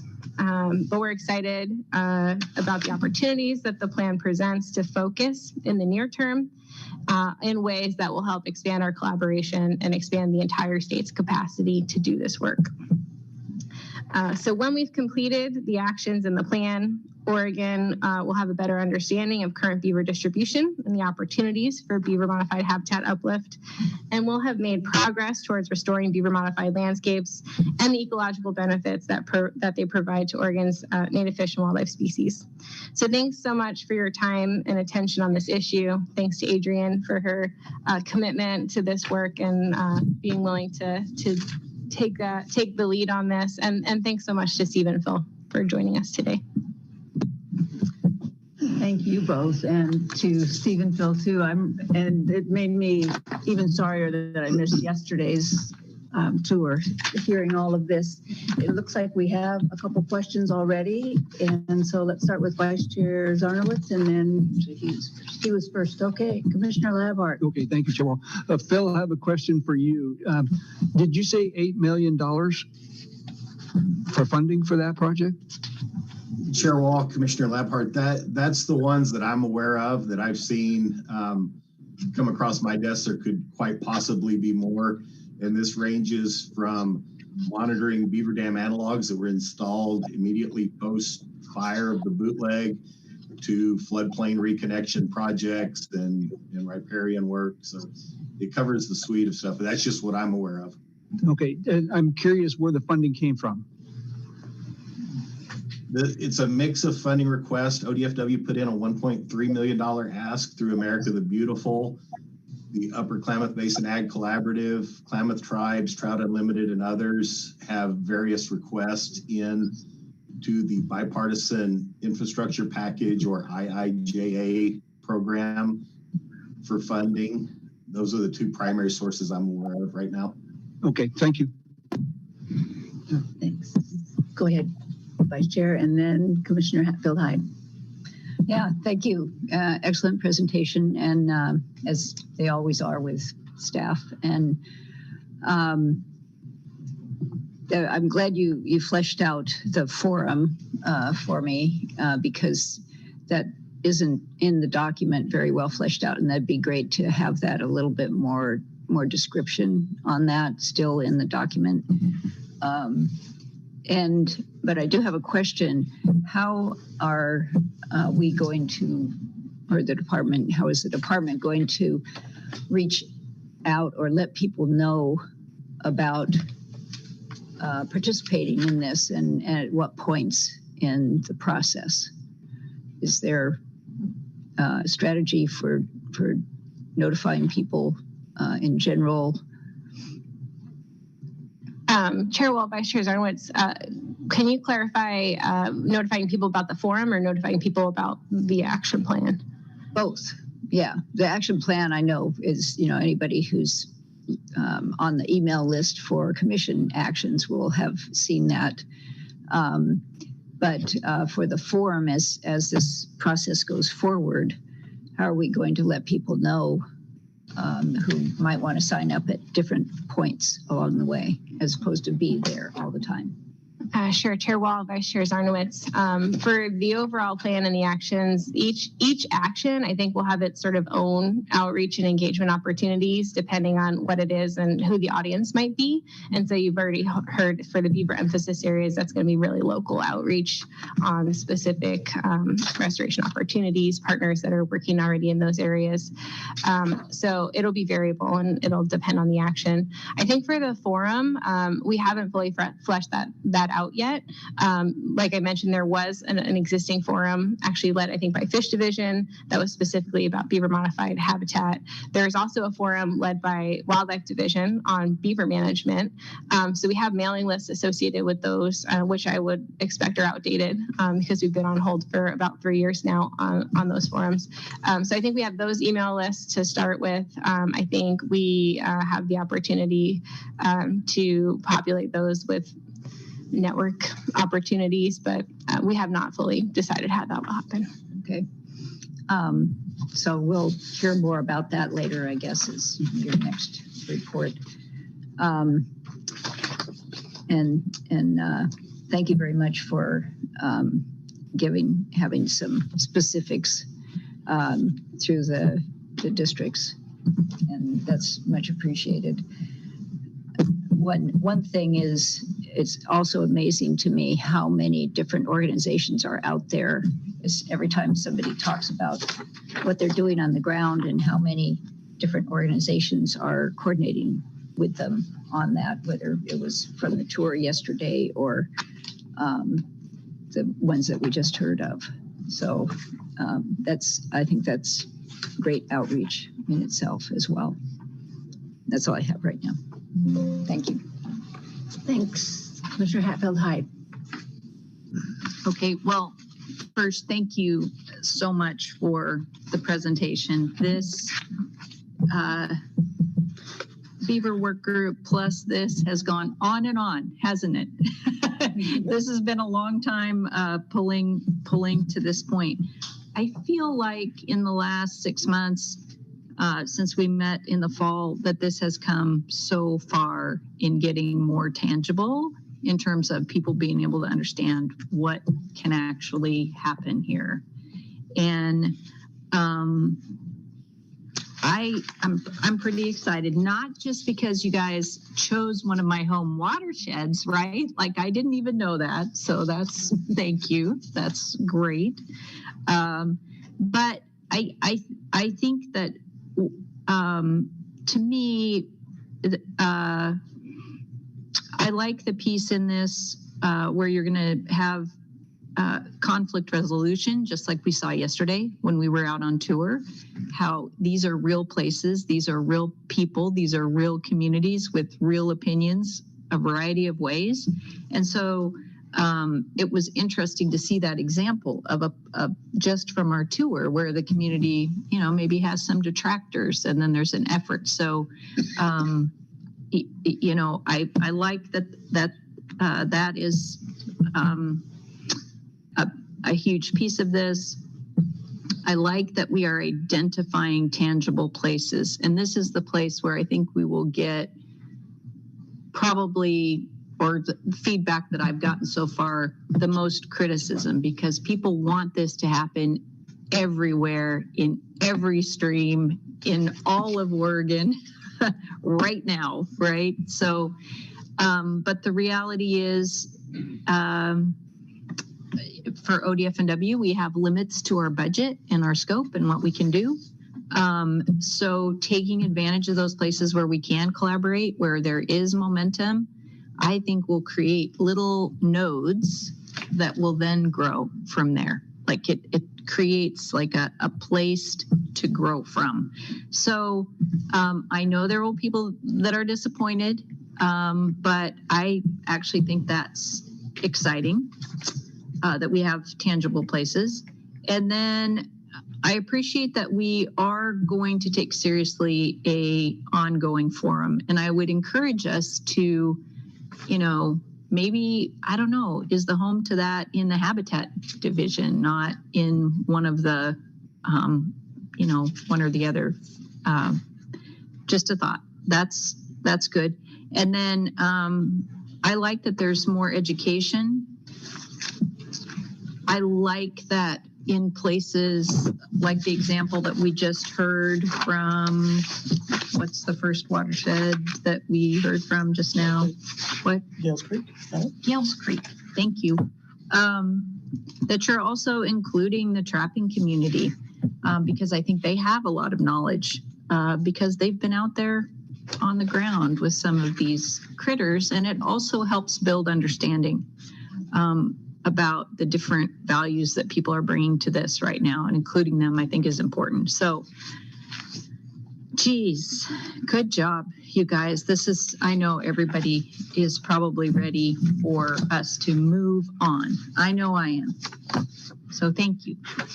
And thank you for being so good as staff always at presenting to us. I was in a meeting about 3 weeks ago where I had a presentation from a not to be named scientist who was very young. And I realized after that, the discipline that is in this agency in terms of how scientists come in front of this body and are respectful, careful, thoughtful, and it matters. So thank you. Thank you. Vice Chair Zarnowitz. Yeah, I have one other question, and you briefly mentioned this under beaver management. As we're developing these, and I know working with trappers is great, but we also have to be very careful that as we're developing this great habitat and people who harvest beaver are finding out about it, that we can still keep the beaver in there.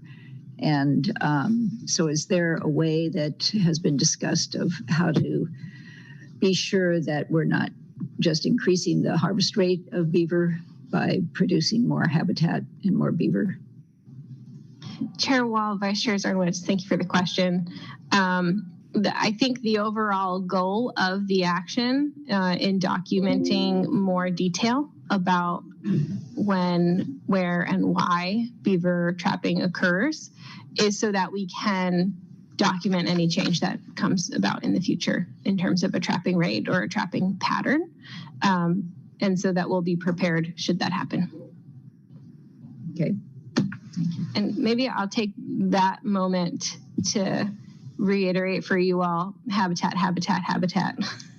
our favorite mantra, that more and better habitat for a variety of species hopefully means more of those species. And that applies for amphibians, that applies for beaver, that applies for all of the species that rely on beaver modified habitat. So I think that'd be a good outcome to have more beaver. Mm-hmm. Thank you. Thank you. It looks like we have one more question from Commissioner Hatfield-Hyde, and then I have a couple. Then I would like to ask a couple questions, and then one of the things that I find myself doing, I couldn't agree more with what Commissioner Hatfield-Hyde said about the way the department brings forward the science and the information. Where I differ from Commissioner Hatfield-Hyde is I'm not quite through with this one. So there are a couple questions I have and a proposal I have that I'd like to talk about a little bit. The question is, could you say a little bit more, Davia, about the additive nature of this work? Because I hear the word additive, I'm not seeing how this is. I see a great compilation of what we're doing. I don't see this as adding a lot of that. So could you talk about the additive nature of this work? Chair Wall, yes, I think some of the actions in here, some are required by the private forest accord. We were going to do them. Yeah. But I think the biggest and most impactful and the largest workload we're committing to here is the beaver emphasis areas. That would not be happening without everything that's happened in the last 2.5 years related to beaver habitat and beaver modified habitat. We're talking about prioritization. So at the watershed level, our staff in the fields and the regions, if everything's a priority, nothing's a priority. Right. And at this moment, we're writing down that we have a priority drainage in each of those watersheds where we are going to send our staff and use their existing time in a way we would not have been before, to seek targeted uplift in these drainages. And so I think that is extremely additive. And so that's where I see the greatest addition. Thank you. And Commissioner, just so you know, the reason that I said what I said about I'm not through with this is I look at this one as we've been talking about it for a couple of years. Everybody's done a huge amount of work on it. I have to admit that I haven't had the time that I needed for myself to absorb all that came in. I wish I had been here yesterday. But in the report and what I heard today, it's important stuff. And I would like to have a little more time to absorb that and apply it to how I'm thinking about the whole picture of beaver modified habitat.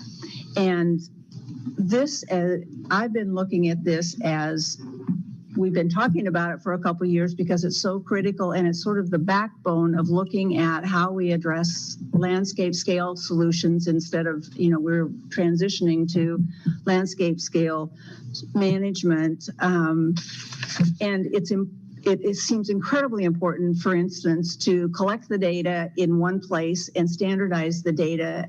And those seem to me to be things that we should be doing, but they don't change the nature of the game. And so they don't rise to the level, for me at least, of being the backbone of a landscape scale solution. They're what we should be doing. So the pieces that I look to that I haven't yet seen are the piece that says, what's the pathway to this as an OCS strategy? Because so much, like amphibians, like birds, like all of these things we've been talking about depend on this.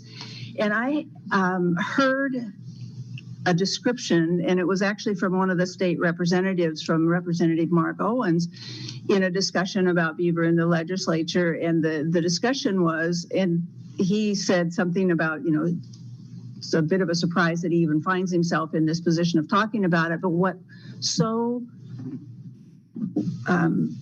hit him as so important was we have to retain the water on the landscape, and we have to slow down the water. It can't just run off. We have to have what water is available, and the way to do it is beaver modified habitat.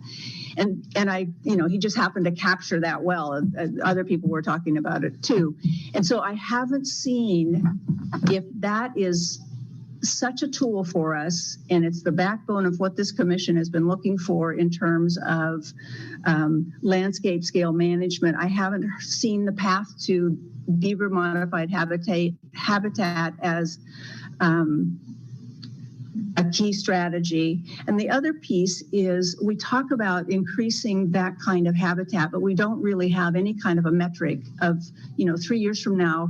And I recognize in a heartbeat that it takes years for these things to play out, but we're good at looking at, are we making headway on this beaver modified habitat? And that metric and a pathway to this as a key strategy seem really important. And I would like to have those. I would actually like to make it an agenda item in August, and we talk about those. If this is the backbone, where's the pathway to OCS, to this as a key OCS strategy, and where is the metric for beaver modified habitat? And I think what we just heard from our scientists and our regional managers, they're working on that. So I would just like to finish this by coalescing on those two. So that's what I'm thinking about, and I would appreciate hearing from others if there's any interest in that, or I'm singing to my own personal choir here or something, so which I don't think I am, but. All right, go ahead. I'll try to, this might not. I'm always like, okay. I think what is frustrating about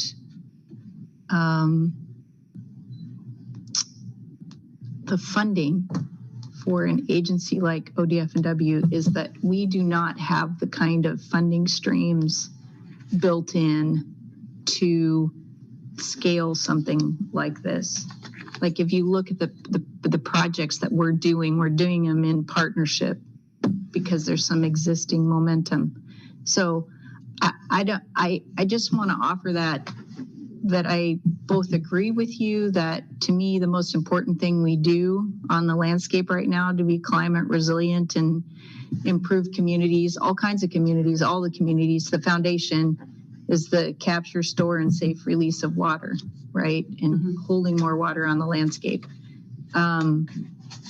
That's even bigger than beaver modified habitats. That's, a lot of upland work in our forests. It's so much. So I really appreciate, and I think you know this, that you think that way, that you want that. How, as an agency, ODF&W leads that charge with the funding streams that come into this kind of agency, I don't know.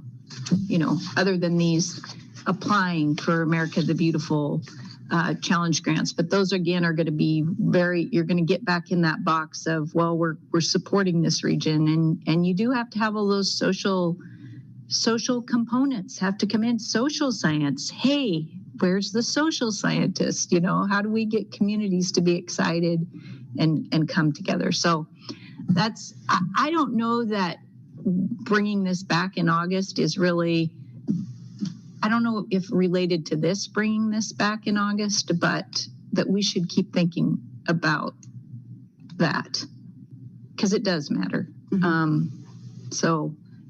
But we have limits. Darn it. Yes, we do. We're not all of it. But we're a piece of it. Go ahead, Commissioners. Thank you, Commissioner Zarnowitz. Well, I look back to the overarching goal of the plan, and maybe that needs to be emphasized more than just in the brown box at the page 2. But ODFW would take action in the short term to accelerate the restoration of beaver habitat and beaver modified habitat at the landscape scale in Oregon. We're not at the landscape scale yet, and our actions, they're great. The actions are in finding areas to basically use as examples. But how we take that one watershed or creek area and then expand it into on the full landscape. And some of it gets back to keeping the beaver there one way or the other. I mean, they move around, they migrate and that type of thing, but that they as a population stay in the area that we're providing them with habitat. And I know that's something to find out down the road, but I guess I'm not clear on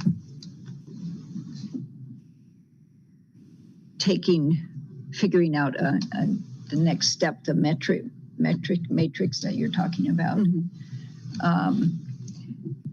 But there might be a way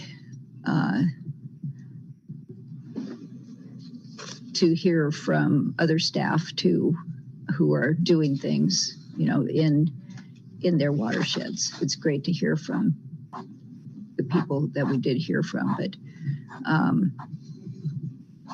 that might be just another example. That's what I could say about coming back in August. And just to be clear on the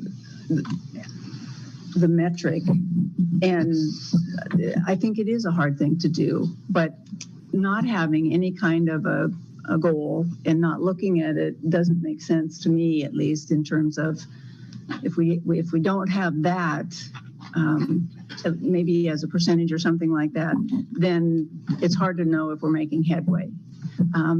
And I think that it's absolutely the case that we don't have the budget, and we're never going to have the budget to do all of this. And we are an agency that's incredibly effective at making our bios at the table effective in making these projects happen. But there's a key difference between talking about what we're doing and what we're mandated to do and how we're going to have this be the kind of strategy that it takes to overcome some of these things. And beaver modified habitat can't overcome all of the stuff that is happening to amphibians, but it would be useful to have that conversation in terms of both the conservation strategy and the metric. So that's what I'm thinking on it. Anybody else that wanted to go ahead, Commissioner Hatfield-Hyde?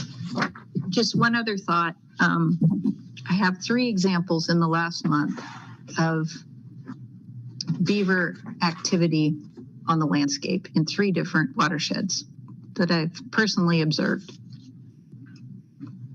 Not just what we saw yesterday. And the reality is it's very messy. Absolutely. In one of these watersheds, yes, the channel, I'm not going to name them, I'm not outing these places. One of these places, the channel is so incised, I would say 12 feet, kind of like this. Mm-hmm. And actually, in the bottom of this channel, beaver are building little dams way down here in the very bottom of this canyon. There is no way in hell that is going to access the historic floodplain anytime soon. It's down there. It's great. I'm happy they're there. But when I look at that system, I don't say, that's functioning and beaver are going to fix that. It's not. Beaver are there. Right. Messy, right? You think, okay, what do we do there? Well, we need to do more there. I don't know what, but it's going to take partnerships and relationships, priority, all those things that we spend a lot of time doing. That's one. Another one, BDAs installed on a creek. Exciting. Everyone's excited. Neat. We're moving forward, getting things done. People are on the ground. Most of them washed out with this flooding that happened this spring. Does that mean that they were a failure? No. Does that mean we can do more? Yes. Does that mean anything other than this is adaptive, this is continuous, we need to be taking care of our rivers and our communities forever. Never throw them away. This is for always. We don't throw away a river.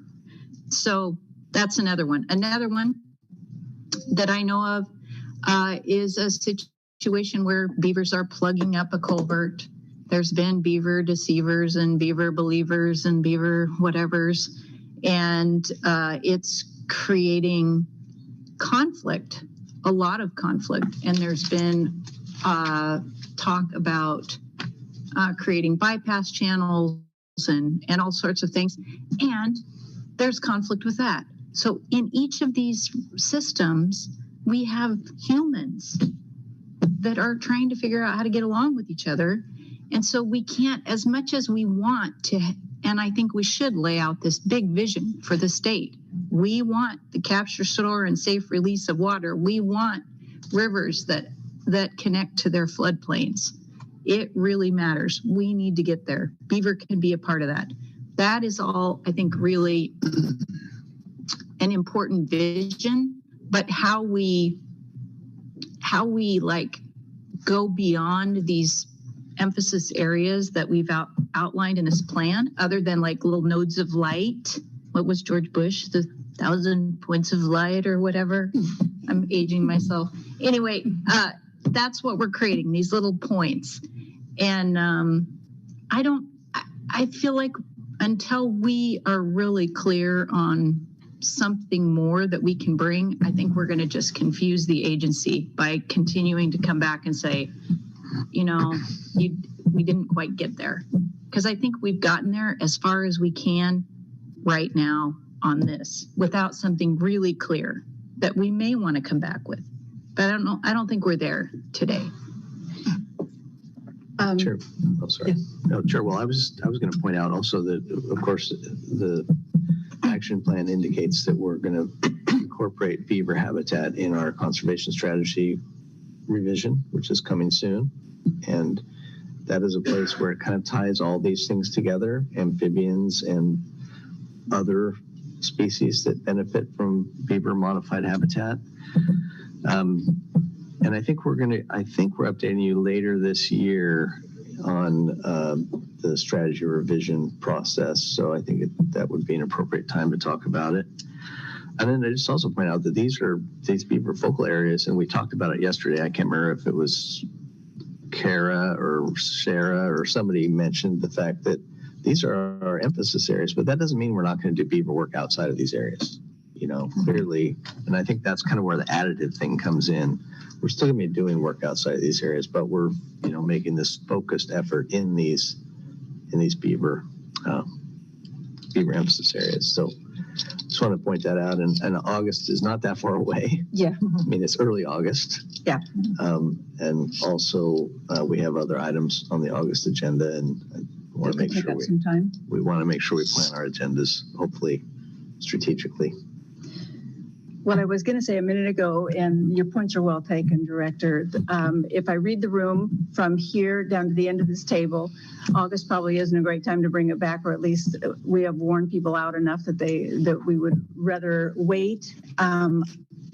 More seriously, I think that the issues that keep getting raised and the reason for even thinking about it in August, and I am ready to read the room and say that we won't bring it back in August, but the issues here, if this is going to be the backbone of landscape scale management, and we are looking to this, and I appreciate that we will look at this one in the conservation strategy discussions, if it's just categorizing how it's components of other strategies, that's probably just not going to cut it in terms of this keeps being the thing we turn to as our central one. So it will be really important how we look at the beaver modified habitat in that conversation.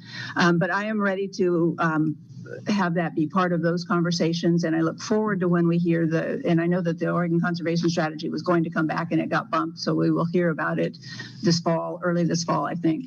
So I'm ready to do that, and I do appreciate your comments, and I do know that people wear out with these things. I just feel like we keep talking about how absolutely critical it is to do these water things, and bumping it down the road doesn't satisfy in terms of that. But in this case, I'm ready to do that. And I think what we need to do is thank you very much for your work, and to the biologists and area managers who did those presentations. It's incredibly helpful. And I think we should take a 10-minute break and come back and start with temporary rules. So thank you. Thank you. Great job. All right.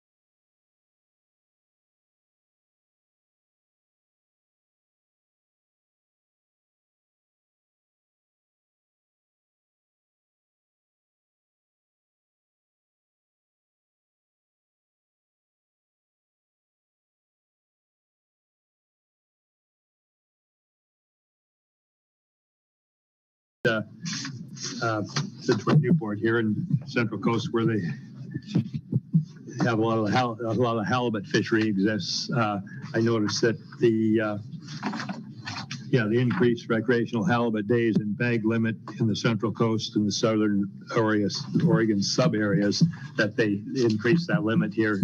They gave them more days and they increased the limit to 2 fish, which we talked about in our April meeting. So I thought that was good for everybody. Good. Thanks. Anyone else? Yes. Thank you, Chair Wall. Commissioner King. I just noticed, because it's just timely, because of getting public testimony and a jet that was on our tour yesterday about the derelict crab gear. So it's nice that we have now we're allowing a waiver to retrieve excess derelict crab gear, and we're going to hear about that later in public testimony. So Coincidentally enough. Is there a motion? Sure.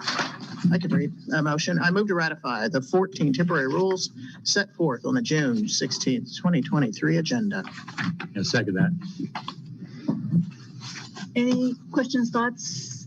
If not, could we have just a thumbs up vote on this one? Looks like all yes. Michelle, on that one. So.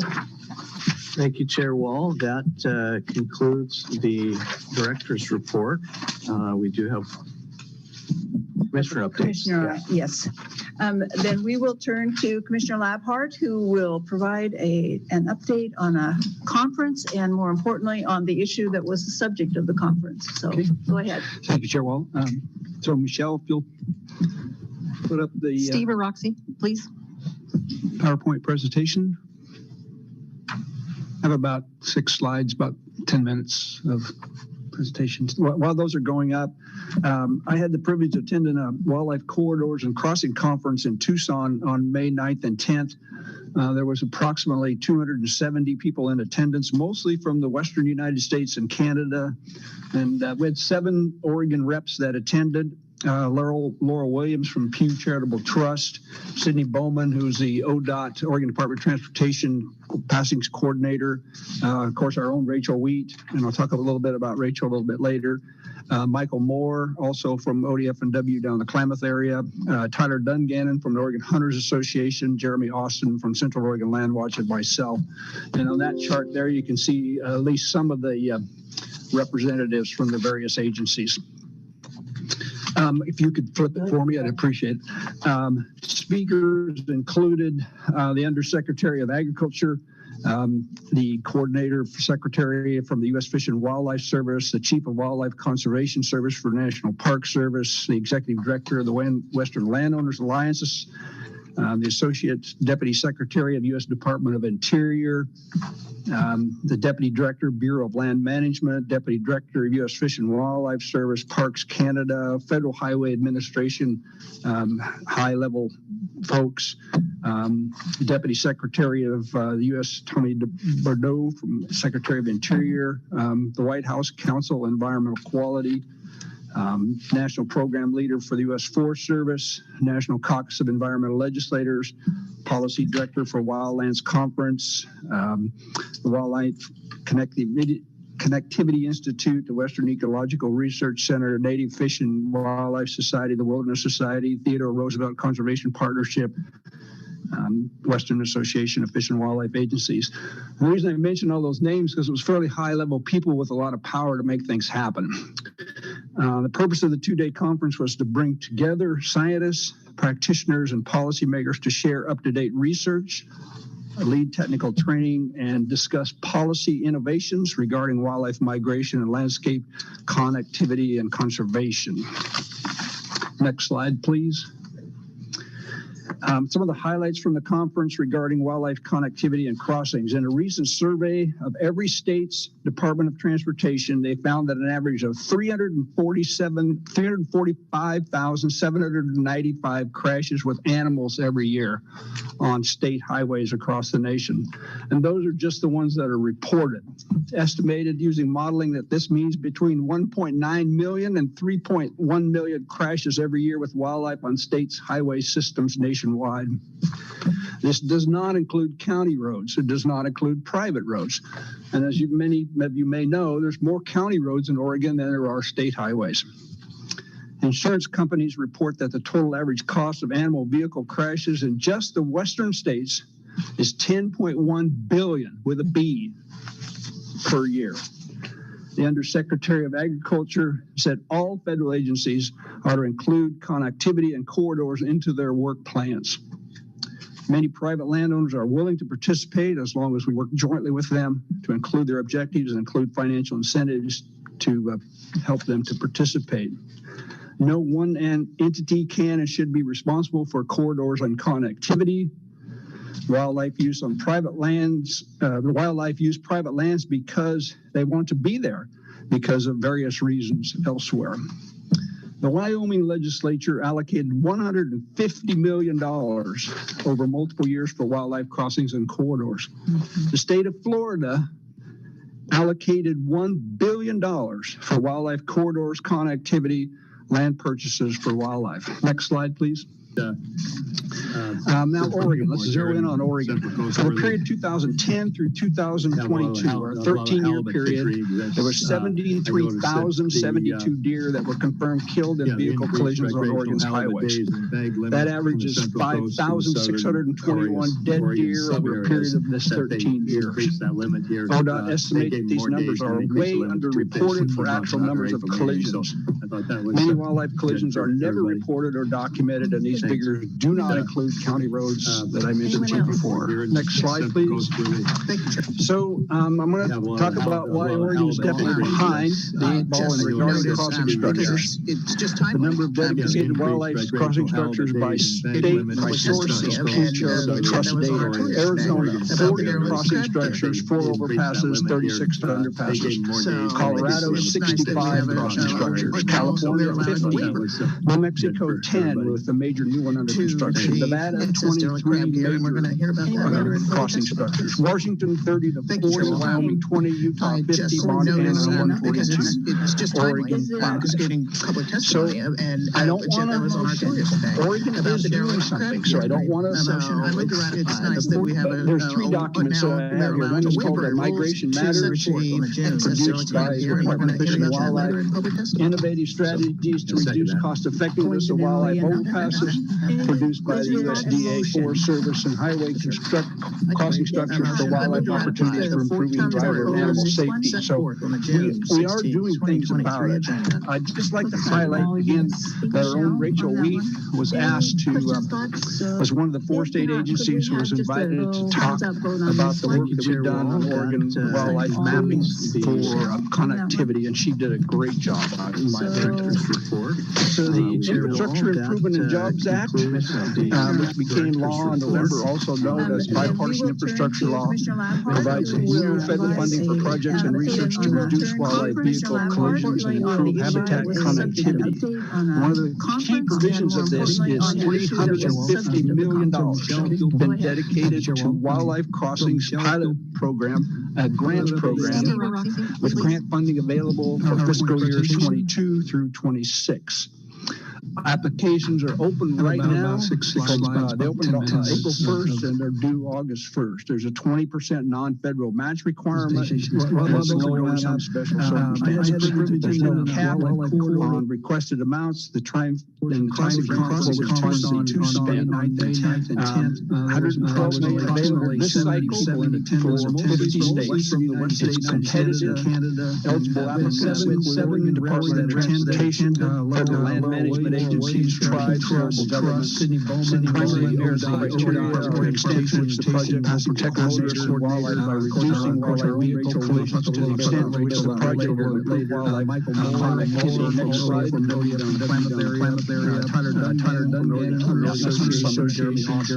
Funds can be applied to any phase of the project from feasibility, design, and construction. Federal Highway Administration does not provide any information about when they expect to Appreciate it.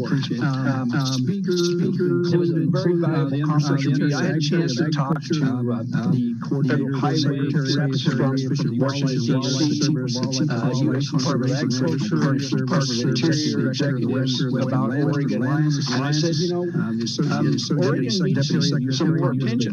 We've got 5 crossings. The state, we're behind the other states. It's our turn. We need your help to get us going. And so there are a number of groups and organizations right now that are stepping up to the plate. ODFW, and particularly Rachel and other staff, are working with Sydney and some interest groups in identifying some really important crossing structures in Oregon right now. One is down in southern Oregon to cross interstate lines, and that is a multi-billion-dollar project. Also looking at Central Oregon, which is a high crash area of Salt Lake to identify some. And the department's also working with the Burns Pike tribe on a crossing structure on the east side of the Malheur County area. So we're on top of it. We've been behind the 8 balls. Crossing structures have been proven to reduce wildlife vehicle collisions. And if your child is caught in a car wreck, your family, your vehicle, not just the deer we're talking about here, we're talking about lives at stake when we hit hammers. The Insurance Institute of Oregon says an average vehicle crash costs $10,000 on average to collide with a deer. So I think that we're going to get some of this $350 million. I think it's going to be important that we do some things about it. We think about 5,000 deer a year that unnecessarily lose their lives as a result of vehicle collisions. If we can do something about it. So there's a really good conference. And again, I got a chance to lobby pretty strongly for Oregon, so hopefully it'll pay off. Thank you, Commissioner, for going to the conference and for your work on this. It's been ongoing. I have one quick question. It seems like this is us and ODOT that would prioritize this if we're going to have these crossings. And it hasn't happened we're behind the 8 ball. And ODOT's clearly looking at this. So what's the difference between the way Oregon looks at these and the way other states look at these in that they have more? Thank you, Chair Wall, for the question. I'm going to be a little bit crass here, but I'm going to be also very truthful.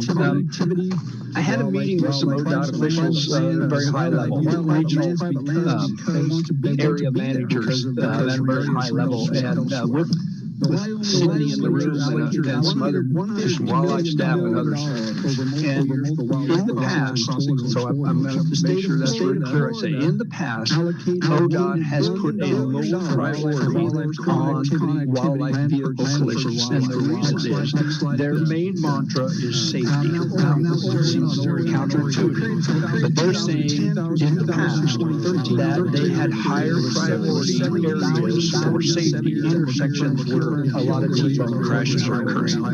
Highways that are unsafe because of access or other things. And so it just turned out in their planning process, which is a long-term process. They look 4 years out when they plan.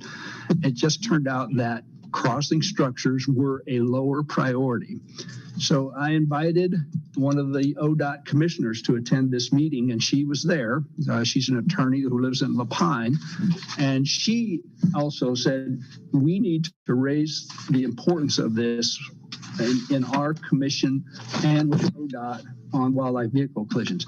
But, one crash is one crash, but if you have an area where you're having multiple crashes, like in the Subtle Lake area, like in Southern Oregon on the I-5 area, then that raises their attention to make it a higher priority in safety. And I'll clearly say that ODOT will say now that their attention is very elevated as a result of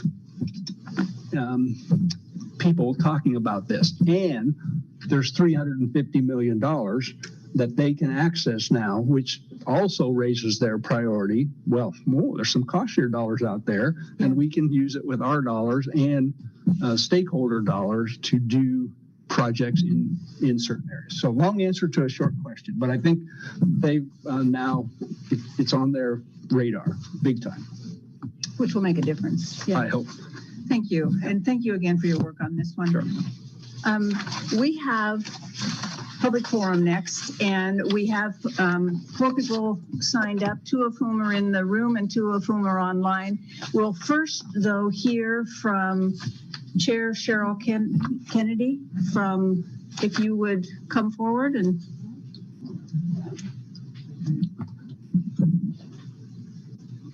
Who is also ready for speaking under public forum. So.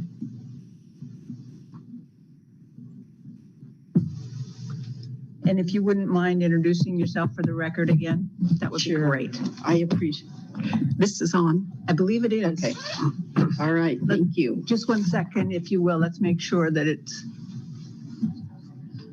Yes. We got the thumbs up signal. It's on. So just go right ahead. So just leave it where it's at. I think so. Okay. All right. Good morning, everyone. My name is Cheryl Kennedy. I'm the chairwoman of the Confederated Tribes of Grand Ronde in Oregon. Thank you for allowing me to speak. I appreciate it. We were proposed to be on the agenda today, and we were taken off. We have 2 neighboring tribes whose issues are coming forward today, the same as ours. And so I just want to say thank you again for hearing me out. I didn't know if I would have this opportunity, but I appreciate it. Good morning, everyone. Good morning. And so I have a statement here. This is concerning the hearing on the proposed MOU between ODF&W and the Grand Ronde Tribe. Chair Wall, members of the Fish and Wildlife Commission, thank you for having me and allowing me to speak today. I am the great granddaughter of Willamette Valley treaty signer, Chief Wachino, and these issues are very dear to me and to my tribe. As a tribal leader, I have witnessed many different phases of the Grand Ronde tribe. Termination, I lived through that. Restoration, I assisted in that. And our growth since then. I have also seen our relationship with this commission and ODF&W grow as a valuable partner in natural resources management. We have taken on sea lions at Willamette Falls together. We've developed successful management agreements together and even share office spaces with some of your team in Oregon. As we are all aware, efforts to secure reservation lands after our restoration, we were given one path from the state of Oregon: sign the consent decree or remain a landless people. I think we all agree that was not a choice, but an ultimatum. Personally, I sat in those meetings and was yelled and screamed at, could not hear myself speak. It was a very stunning, it felt like I was in a riot, an awful time. Sitting here today, 38 years later, I feel that this history is repeating itself. First, you give us another ultimatum, take this agreement. That is not the agreement we negotiated with ODF&W staff and has been stripped of a considerable amount of area or get nothing at all. Now you are denying us any agreement at all. Let's be clear, any claims about a lack of consultation is an outright lie. The agreement was sent to all Oregon tribes and no issues were raised. We held public meetings in which the other tribes, tribal leaders, and legal representatives all attended. Again, no issues were raised. All of this has happened because the state of Oregon has given other tribes the right to veto. Through their objections, an agreement that falls under state law lies solely between you and Grand Ronde and affects no treaty rights of any tribe. Yesterday morning, We were informed of certain issues, but a potential path forward. Now we have a different set of issues and no path forward. Even as late as yesterday, we were again asked to take something else off the table. You are allowing these other tribes to consistently move the goalposts, and in doing so, they will never be satisfied. I believe the consent decree and its injustices came from a time when racism was high and government dictated terms to Native people. I'd like to believe that things have changed. Sadly, from where I sit and the way Grand Ronde has been treated, I'm not sure that's the case. We're aware that the status of our agreement with ODF&W is now up in the air. We're realists and know that things are not likely to change. It's difficult to sit here and watch these other agreements move forward while we are treated as second-class Indians. For me, I have been involved in this situation. I've served on my tribal council for 27 years. Always worked on this issue. And to see other tribes move forward, it's outrageous. I'm very disturbed that we are being treated like this. And I want you all to know that we will continue to sit at the table. We were asked for an assurance that we would be on the August schedule agenda, but all we got was, it will be noticed. That's not a guarantee. We will be on this agenda. So hopefully you hear me. My heart is very sad, but I know that we all have hearts and we can all hear this and work through this issue together. So thank you for your time to hear me out and for your allowing us to come forward to be denied a resource that's basically been ours from time immemorial. It's just a tragedy. So thank you.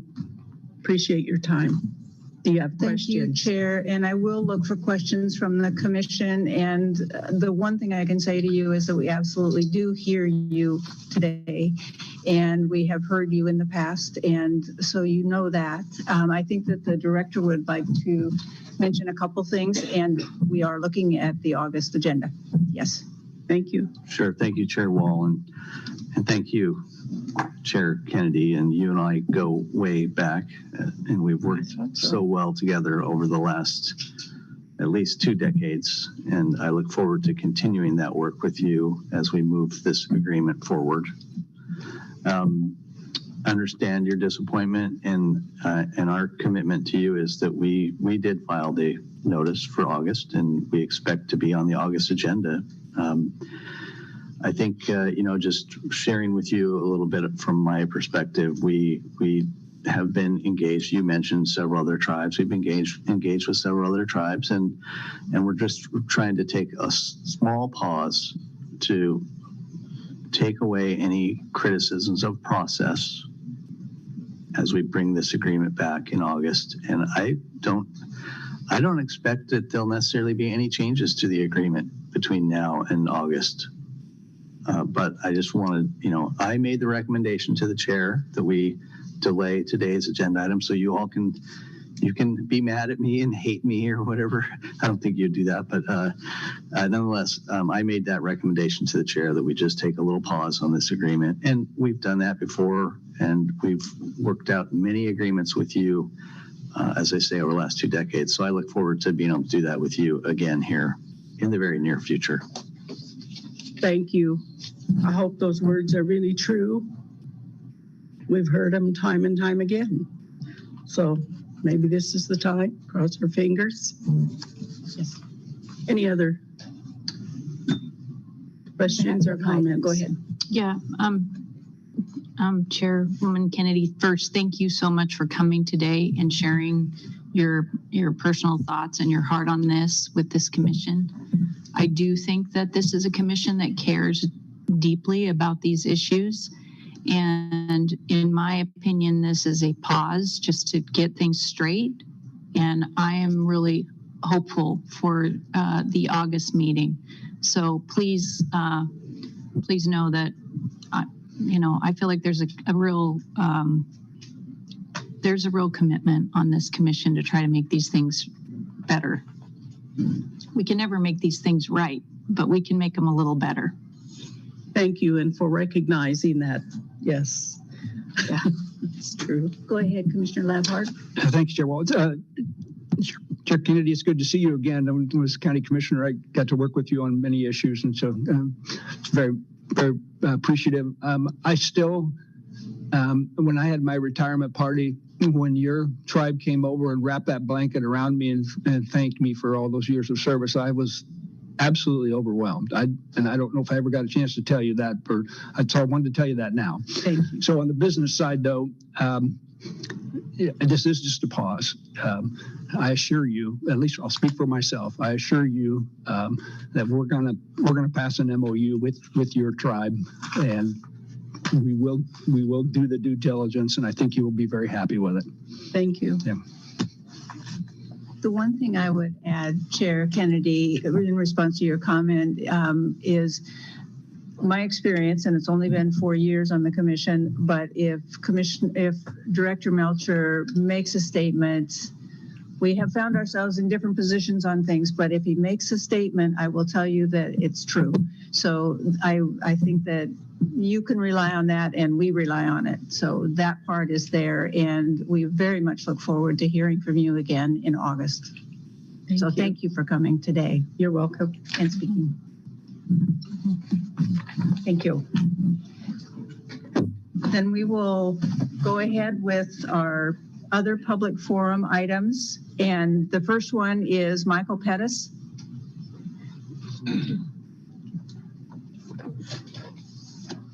And after Michael is Leonard Krug. And then we have 2 people online. Actually, there are 3. So Jeff Dose, Kurt Blaine, and David Moskowitz. So go ahead, Michael. Good morning, Director Melcher, Chair Wall, members of the commission. Thank you for the opportunity to speak to you this morning. I have 2 brief proposals relative to the derelict gear recovery program in the Oregon Dungeness crab fishery. So I'll start off with number 1. All derelict gear left in the ocean has the potential to entangle whales, but not all derelict gear is recovered equally. Most vessels participating in the postseason derelict gear recovery program are smaller vessels with limited deck space. If a pot gets recovered that is old and is in very poor condition, it has little value to the recovering vessel. No one would buy it from them, and the recovering vessel does not want to fish it in their string either. It is likely that the poor condition pot will be returned to the ocean to save limited deck space for a higher quality pot. An extreme example of this happened after the 2022 crab fishing season. At the end of the 22 season, 1 boat in Newport with a 300 pot permit failed to bring his pots in. 2 months after the season, many of the pots were still there. These were full strings of pots, easily spotted with brightly colored buoys. Why were they still there? Why had no one in the derelict gear recovery program brought them to town? These pots were free for the taking. All you had to do was go get them.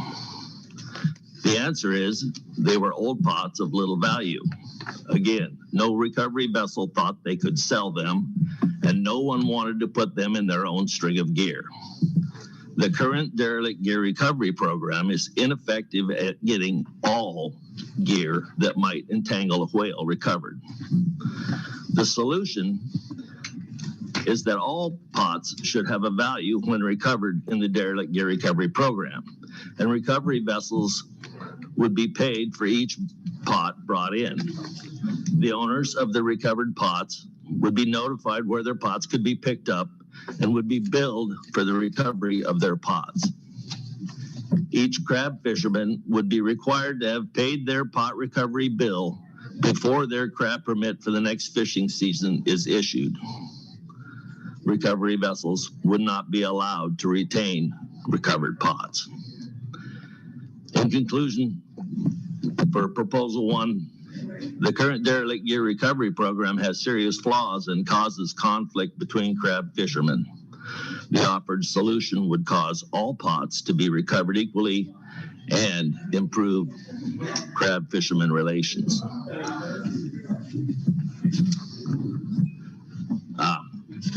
Do we want to go to proposal 2, or do we want to talk about the first one? Any questions, or how do we want to approach this? I don't see questions yet, and we're Limited time. limited time, yeah. Okay, the second proposal, fairness in crab pot recovery. Prior to the start of the current derelict gear recovery program, it was against the law to go to sea and pick up other people's crab pots and keep them for yourself. It was considered theft.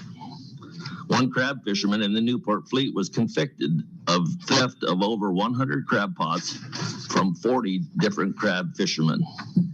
The current derelict gear recovery program allows this same crab fisherman to go to sea and do exactly what he did that caused his conviction, only now he does it with the state of Oregon's blessing. We, the 50-plus crab fishermen from Newport, mostly vessel owners and skippers who have signed this petition, do not think that an individual who has been convicted of theft of crab pots should be allowed to participate in the gear recovery program and keep other fishermen's crab pots. Thank you for the opportunity to speak. Thank you, Michael. And I don't see questions, so we appreciate you coming over. Go ahead. Okay, I might just throw in some other information here. I've heard the same input from a lot of other members of the fleet, a lot of the ones that probably signed this. But anyway, and Mike Pettis and Bob Etter were a couple of guys were on the tour yesterday, and I kind of enlisted their help because I thought they were also good examples of Newport fishermen. They're, I think they're an example of the majority of the fleet. They're, honest, hardworking, successful fishermen. And unfortunately, there's a few out there that aren't. There's always a few bad actors.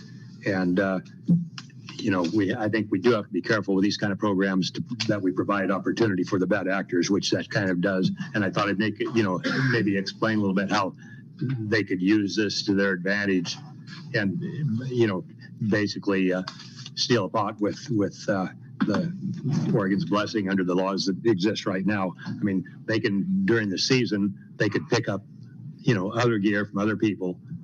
They could take it all to somewhere where there's not a lot of crab gear, leave it there, and then after the derelict gear recovery program starts, they could go pick up that gear and legally keep it. So, I mean, it would be basically a legal way to steal other people's gear. And I agree that anyone, at the very least, anyone that's been convicted of, stealing fishing gear like crab pots should be excluded from the program. And that's something, we can address in a later meeting. Thank you. Yeah, these crab pots cost us in excess of $400 a piece. They're expensive, yes. Yeah. Did you have a question? So right now there's, you sign up on a list to pick up the crab pots, correct? And then the derelict ones, and then bring them back to, do you keep them, is there a place to put them right now other than in your own gear?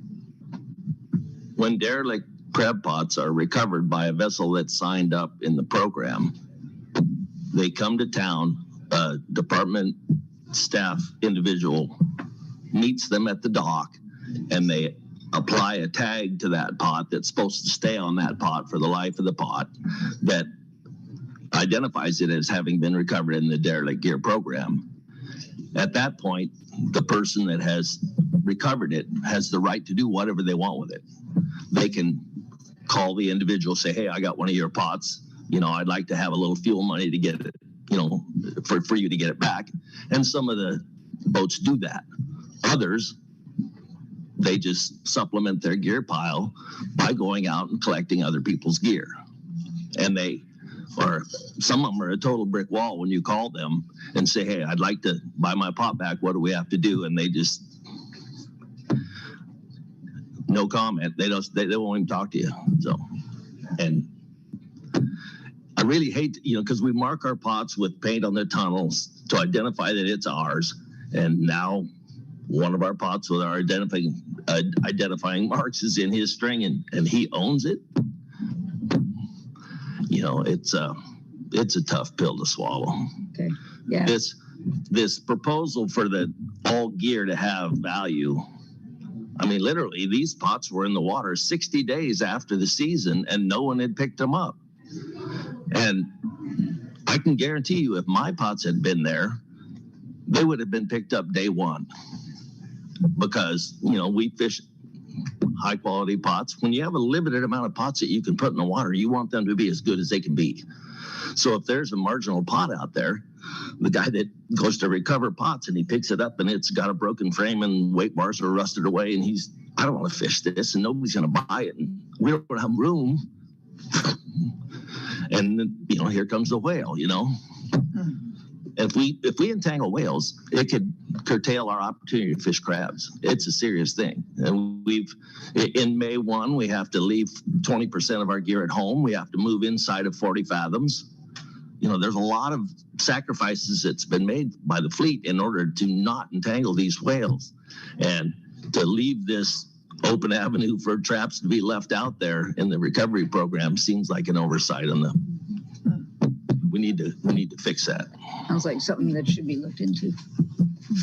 Yeah. Thank you for bringing it. Oh, go ahead. We have two more Thanks. and then we'll move on to the next person. Thanks, Chair Wall. And one thing, I retired in 2015, but in the past in Newport, if you ran across somebody else's gear, you know if someone has a string there or not, because you can look down the horizon and see all the pots in a row. But you'd come across somebody's pot that you knew had got drug out of the string by kelp, or it was somewhere he didn't have a string. You'd call him on the radio, say, "Hey Mike, I have one of your pots. You want me to give you the number, the lat long on it, so you can pick it up yourself, or you want me to pick it up for you?" And they'd usually say, "Well, I don't have anything there. Could you pick it up and bring it to the dock?" And we'd do that. So kind of, and I think there's still a lot of that exists. We saw that on the dock yesterday. Those pots that were stacked around on the dock were all pots that were brought in by fishermen that knew somebody else had probably called them or just said, "Hey, I brought in one of your stray pots. I put it at the dock." And and that, I think that still exists. Still, there's the other part of that is somebody sees a stray pot and they go, "Okay, I know that's Mike's pot. I know that's good gear. If I wait a couple months and come back and get that, it's free."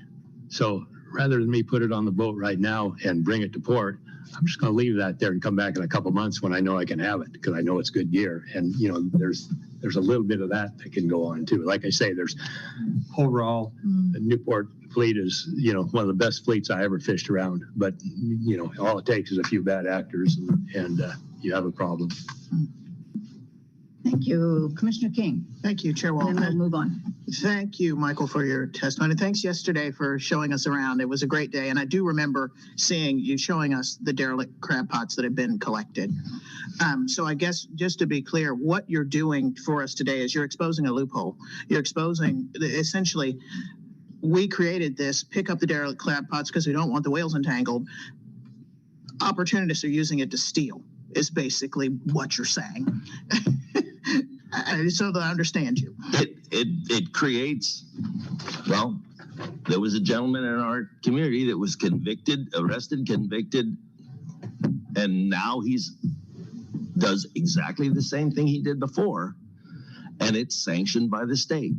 After a certain date, they went to the legislature, they changed their personal property laws, and they got it so that after a certain date, if that trap is out there, you don't own it anymore, and anybody that's signed up for the program that goes and gets it is the new owner. And nobody leaves a crab pot out there intentionally. I mean, they're very expensive. Nobody leaves one out there intentionally. And thank you. Thank you. Can I just ask one really quick? Sure. Okay. Thank you, Chair Wall. Director Melcher, is this something that has to go through the legislature? Like, is this something that goes through a process that we have that we can impact, or is this not our? Well, Chair Wall and Commissioner Hatfield-Hyde, we have rules that implement this program. It was supported by the crab industry, though I will say that the crab industry supported this program. It was implemented long before we had whale entanglement issues. It was really just an effort to keep derelict crab gear out of the ocean. Yeah. And we did have to have the personal property laws changed in order to allow the implementation of the program. But the program is in rule. Obviously, we don't make decisions during public forum. You all know that. Right, I know. I think there's a lot of discussion that needs to occur before any changes would be made to the program, including, very importantly, that the proposal to exclude people who have been convicted of prior offenses. I don't think the commission has the ability to do that. I think that's the legal system that does that. But anyway, there's a lot of open questions in my mind. So I think it's something that Thank you. Appreciate we'll that. talk with staff about and figure out if there's a path forward. In response to Director Melcher's suggestion that it was supported by the fleet, staff went to a Dungeness Crab Commission meeting and proposed the program as it is, with the caveat that if someone recovered your pot, they had to have the opportunity to negotiate to buy it back. Between the commission meeting, or the Dungeness Crab Commission meeting, and the Oregon Commission meeting, that provision was dropped by the staff. They dropped that requirement to allow the guy to have a chance to buy his pot back. And so, yes, the commissioner, the Dungeness Crab Commission man stood there and said, we support this, but it was a modified proposal that was presented to you folks. And I can guarantee you there's a bunch of people that don't like it. Thank you, Michael. Appreciate your testimony and your responses, both. Thank you. For coming. Thank you. Leonard Krug. And then we'll go to the people who are online.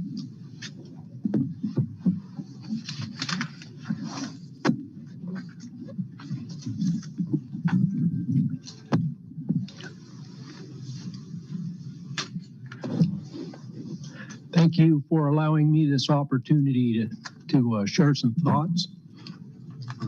Director Melcher, is this working? Yeah. Yes. Director Melcher and Commissioners, my name is Leonard Krug, and I'm the president of the Oregon Anglers Alliance.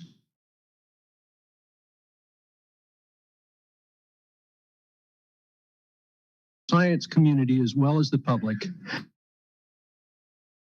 All native fish are important. You may have noticed a recent KATU TV post that stated that 70% of salmon and steelhead harvested in Oregon originate from hatcheries. 95% of salmon and steelhead harvested in the Willamette River originate from a hatchery. Additionally, there's some interesting data surfacing that demonstrates that all natural origin salmon have a small genetic variant. But what is really interesting is that hatchery origin salmon from wild brood do not exhibit any greater genetic variant than salmon of natural origin. We have learned that repeatedly breeding hatchery on hatchery widens the genetic gap between salmon, but we now know how to produce higher quality salmon through the use of integrated broodstock programs. There's been some past work theorizing the detriment of hatchery fish, but when all the other limiting factors are considered, it leaves it in question. We now know that hatchery fish do not impede the production of natural origin fish. There is evidence that hatchery fish insulate fish of natural origin fish from predation. We know that ocean and in-stream conditions are the primary limiting factors for salmon. You may want to research the study titled Hatchery Propagation Did Not Reduce Natural Steelhead Productivity Relative to Habitat Conditions and Predation in a Mid-Columbia River Subbasin.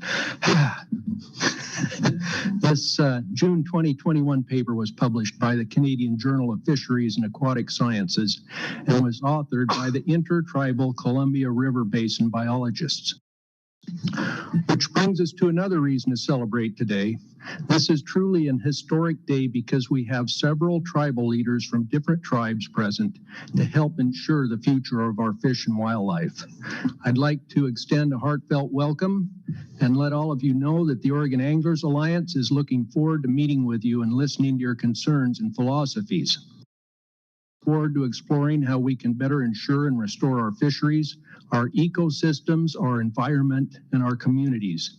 Because everything from macroinvertebrates to whales to people depend on salmon. And finally, we're all in this together. And just to respond to Chair Kennedy's comments, I'd say we are one nation under God with liberty and justice for all. Thanks for listening. Thank you, Leonard. Appreciate it. Questions? I don't see any. Thank you for coming up and for testifying. And we will go to the online people next. Jeff Dose. Do we have? And Kirk Blaine is after that, and then David Moskowitz.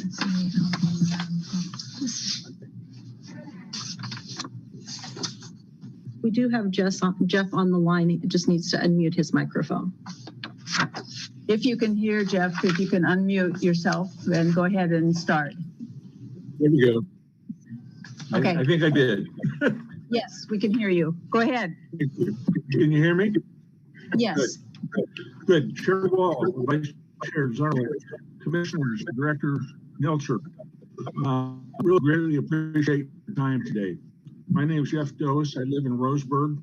I'm a retired fisheries biologist with over 31 years of professional experience in the Umpqua River Basin. I'm past president of the Steamboaters as well, an organization focused on the North Umpqua River, and particularly wild summer steelhead. Steamboaters are also party to litigation regarding compliance with the Federal Endangered Species Act regarding their illegal take of listed coho salmon from and due to the presence of Winchester Dam in the lower North Umpqua River. This causes migration delays and juvenile mortality. The dam and reservoir provide absolutely no public benefit as defined by Oregon statute for the waters of Oregon. It is essentially a private water ski lake for a relatively small number of influential owners by, of all things, impounding the North Umpqua River, a unique resource of regional, national, and even international importance. As I have previously testified, I'm very concerned about the alarming downward trend of wild summer steelhead in the North Umpqua. The factor that you have some control over is the document of these documented adverse impacts is actions at Winchester Dam. This is a 130-year-old structure, and it's causing a number of impediments. It has been determined to be a high hazard dam in condition and has been identified by ODFW as one of the highest priority private dams in Oregon for resolution of fish passage issues. The fish ladder is 76 years old. Passage issues include numerous sources of false attraction, including the water curtain over the dam itself, an entirely inappropriate location of the ladder entrance, and no method for safe downstream passage of juvenile migrants. The last issue, a drop of 17 feet onto a shallow bedrock shelf, results in abnormally high mortality and injury to juvenile coho, chinook, steelhead, and Surin cutthroat. The private owners of the dam have proposed some repairs to the dam. Hazard and public safety issues. A previous repair action several years ago resulted in a fish kill, for which DEQ issued a substantial fine. The current repair proposal does not address any of the identified upstream and downstream passage issues, except the possibility of reducing false attraction from holes in and flow under the dam. Because the proposed dam repair, the department granted a 3-week in-water work period from August 7th through the 28th that would stop flow through the fish ladder and preclude any fish passage. This may not be unprecedented, but it is highly unusual and will cause considerable harm. The time period during the migration of adult summer steelhead and spring Chinook salmon at a time when water temperatures are very high, and this delay will result in increased mortality, disease, and reduced fitness for these rare and unique fish. As you may know, there are only 3 populations of wild summer steelhead in all coastal Oregon rivers. There are other techniques, by the way, for dewatering work areas while maintaining flow through the ladder. the owners of the dam have not proposed those techniques. Thank you for the opportunity to inform you of this situation. I encourage you to take any action you deem appropriate. Again, thank you. I'll answer any questions if you have any. Thank you, Jeff. I don't see questions from the commission. And just so you know, it was a little hard to hear you at times. You broke up. Your testimony is in writing. You could send it to us and we would be able to take a look at it that way as well. And with that, we will move to Kirk Blaine and then David Moskowitz, and each of you will have 3 minutes. And then we will hear from 2 more members of the Grand Ronde tribe after the 2 speakers that are next. So go ahead, Kirk. Chair Wall, Vice Chair Zarnowitz, Commissioners, and Director Melcher. I'm Kirk Blaine, Southern Oregon Coordinator for Native Fish Society and President of Steamboaters. I live in Roseburg. I am testifying today regarding Winchester Dam on the North Umpqua River and ODFW's fish passage authorization allowing repairs to the dam this summer.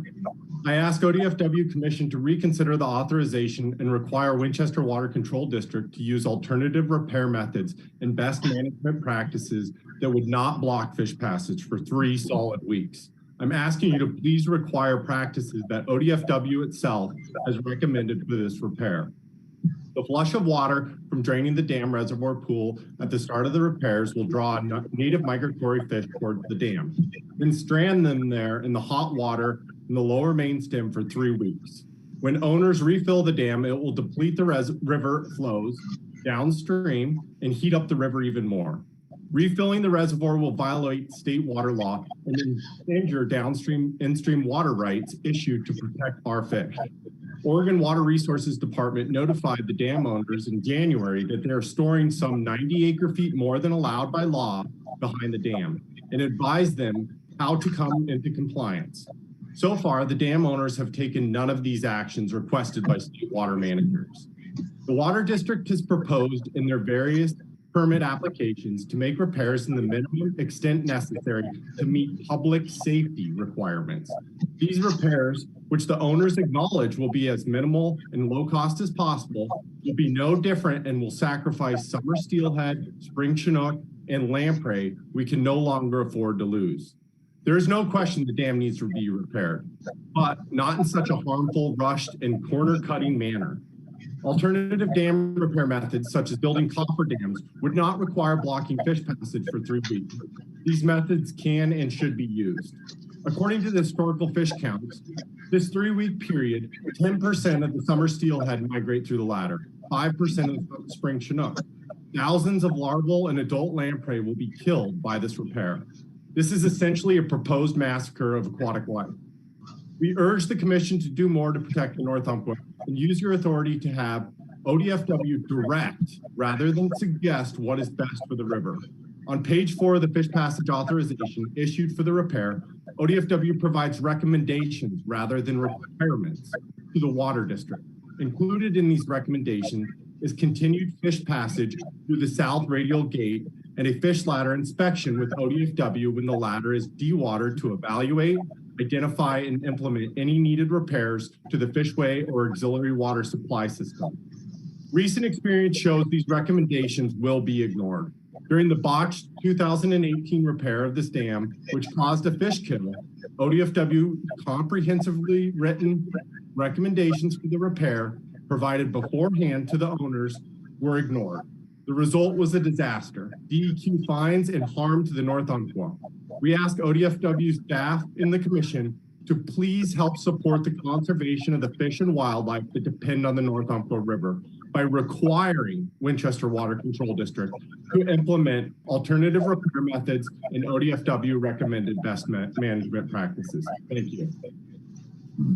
Thank you, Kirk. We'll go on to David Moskowitz. And David, you also have 3 minutes, if you will. Good morning, Chair Wall, Vice Chair Zarnowitz, members of the commission, Director Melcher, David Moskowitz, representing the Conservation Angler, speaking to you from Portland. I want to express my appreciation to be able to testify remotely and thank Director Melcher and Michelle Tate for making this possible for me and other members of the public. I want to speak about Columbia River steelhead, and we're facing basically our lowest preseason forecast in the modern record.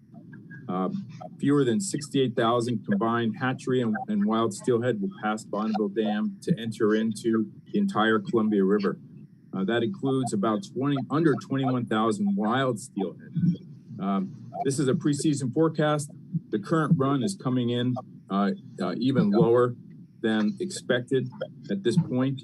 But right now we're at wild steelhead returns are predicted to be 36% of the current 10-year average, which is the lowest 10-year average in more than 20 years. The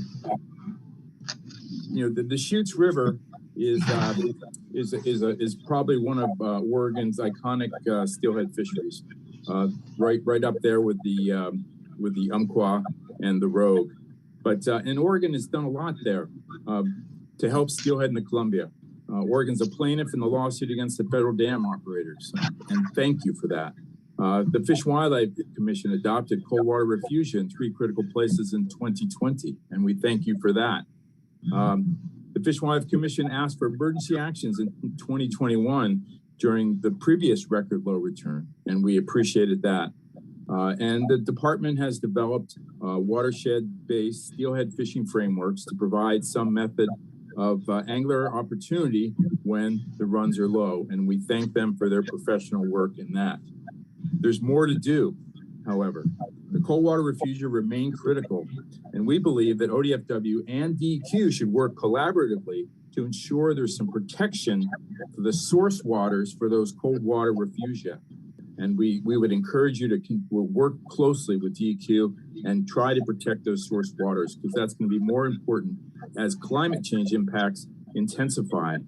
The other thing that needs to happen, those closures at the thermal angling sanctuaries begin July 15th and go to September 15th. And with climate change impacts, the Columbia is heating up sooner and staying hot longer.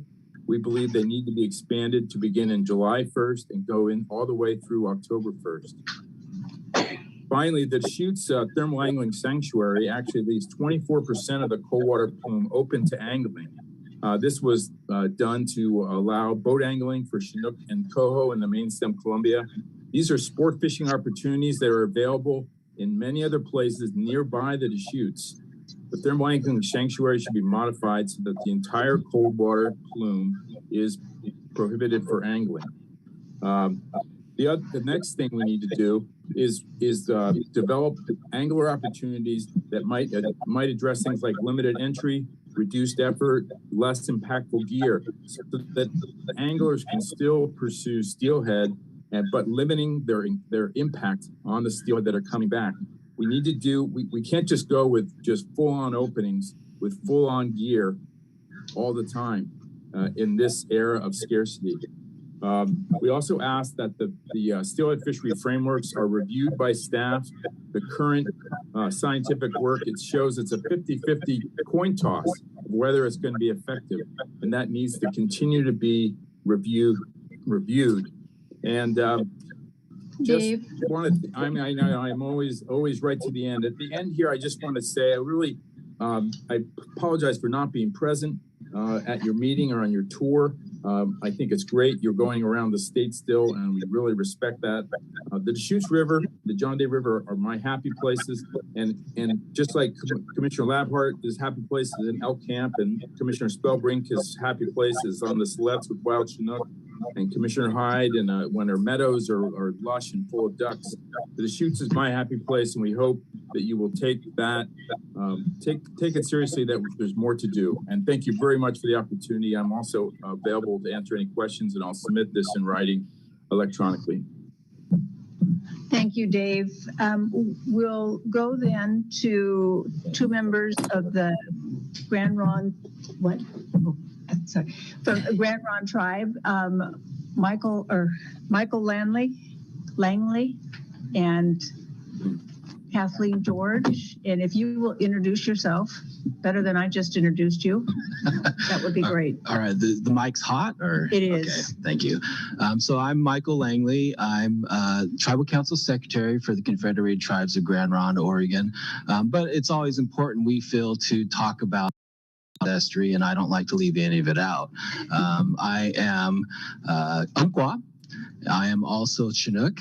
I am Klickitat. I am Wasco. I am also on my grandma's side, which I always feel I should mention, is Shoshone-Bannock. So those are really important ancestral ties, I believe, because that takes me from the Snake River through the Columbia and all the way up the Willamette to the Umpqua. So I feel like things that we're talking about, I very much relate to. So I just wanted to share those things. Much like there's 5 brothers of my own, and I always felt like, although one of my brothers passed at 15 when I was 8, I always still mention him because he's still very much within my heart, and I would feel awful if I left him out. So the same with all my tribal affiliations. And forgive me, I don't know the time limit that I have. The words I'm going to say today have changed quite a bit from when I first thought I was going to give testimony. And some of them are forming right now in my mind. So bear with me a little bit. But the thing I really want to talk about, there's 3 words that are somehow associated with this, 2 which we own. We really own these words, like resilience and perseverance.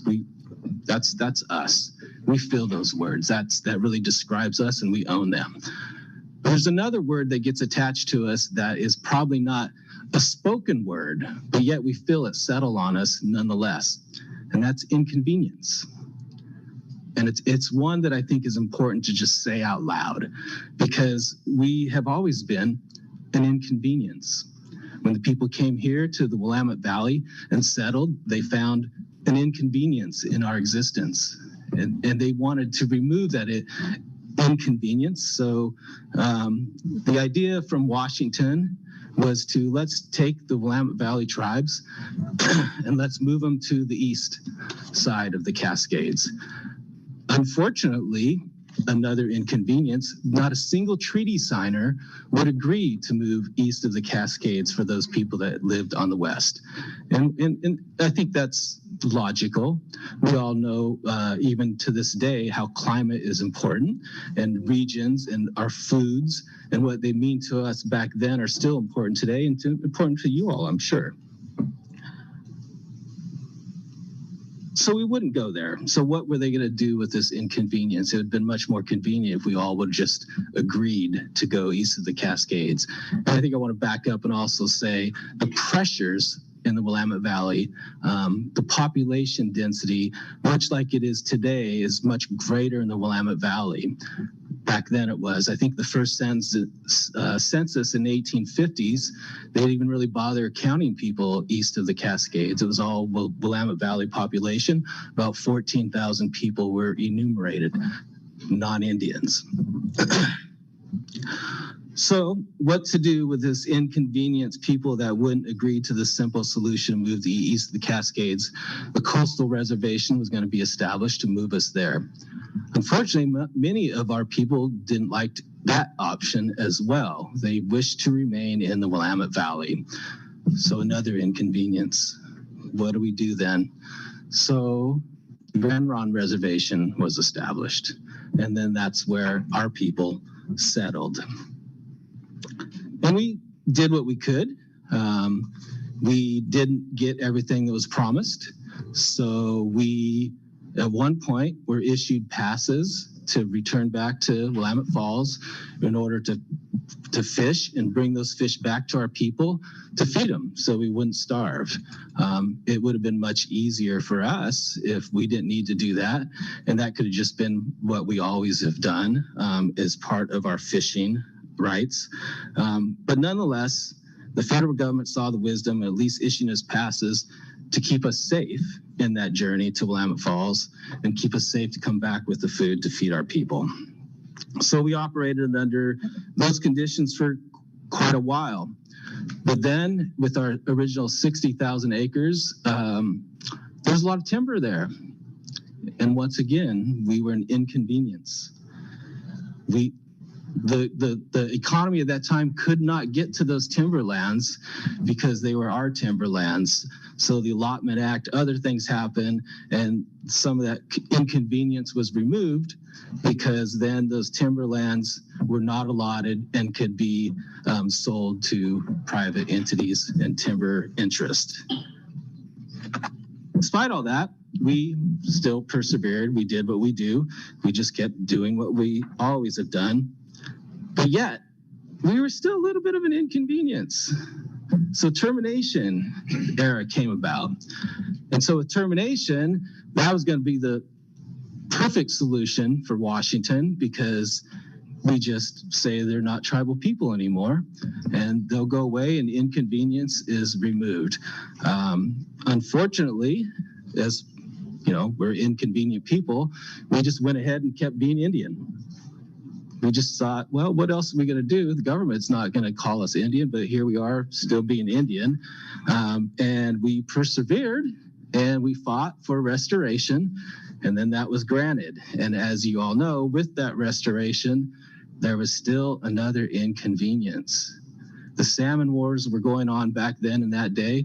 So what are we going to do with these Indians that want to be restored, come back and be put in our face again and have these hunting and fishing rights that we might not like? So we were held hostage to, in order to be restored, we had to agree to giving up those hunting and fishing rights. And I just remember from my grandpa, who was also tribal council secretary in the 30s, how much that hurt back then and how there was quite a few people that did not want to accept that.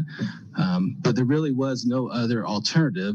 So even at that time, I was in high school in the 80s. I just recall my grandpa saying, well, we don't really have a lot of options, but we'll go ahead and agree to this and we'll keep working to have those restored. And since we are resilient and perseverance is a label that we do accept, we worked with the state of Oregon to restore some of those hunting and fishing rights. And very proud of those efforts. There's other tribes that believe that's not something we should do. We believe in government-to-government relationships. We value those. So we entered into those agreements and it's worked really well. I think we've demonstrated that we're fully capable of managing those hunting and fishing units, including getting that extended to a shellfish agreement as well. So we've been great stewards. We've been great partners with the state of Oregon and ODF&W within that. And as I look at this panel here, I'm not sure everybody is really aware. I heard words like crab pot and scarcity lately in the testimony. But there's a term that's very much aware in Indian country is like a crab pot syndrome. And those that you find yourself in a boiling pot of water, and while you might be able to climb out, other crabs keep pulling you down. And so that's very much something that happens in Indian country.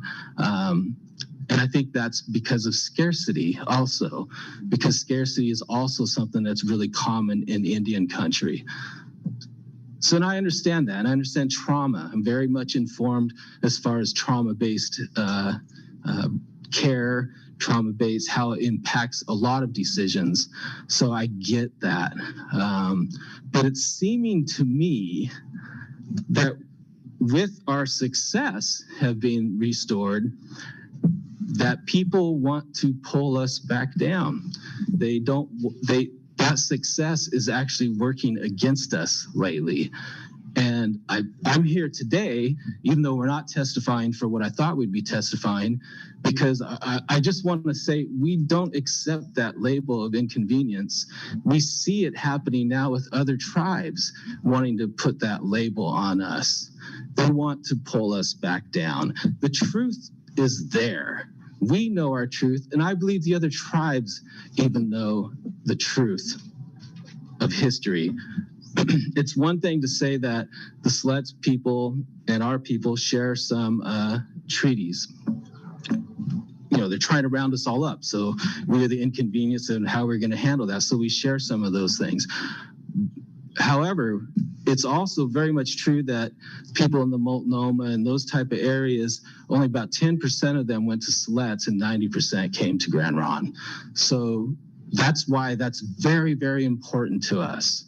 Those areas, if we were to not accept them, if we were to deny our truth in those, that's very much like me denying my ancestral heritage. It's like me denying my brother, because that is the truth.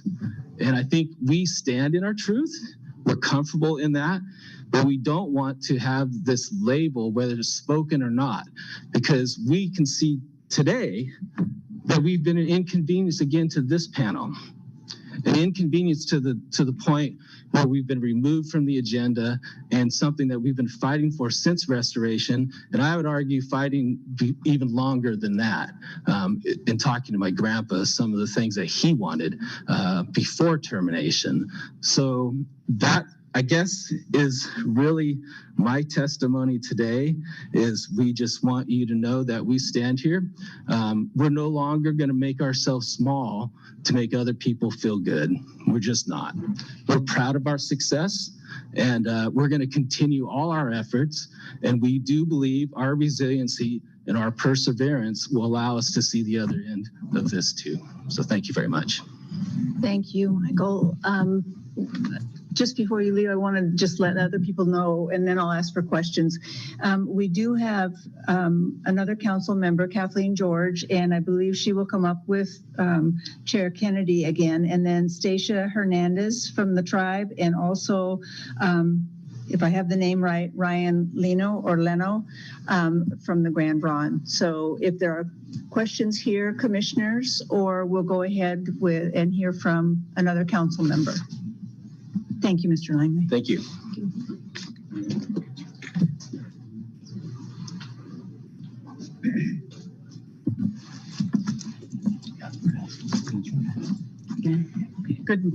Good morning again. I think it's morning. I don't know. It's still what time is. it is. It still is.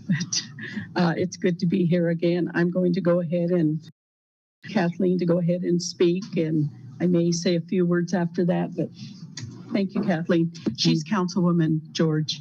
You must see, Chairwoman. Good morning, Chair Wall and commissioners and staff. I want to start by thanking all the commissioners for your service to the state of Oregon. You do not do this for the accolades or the money, but I thank you for your service. Sometimes you have to hear hard things, but I know you do it for the benefit of our state, our resources, and our people, and I thank you.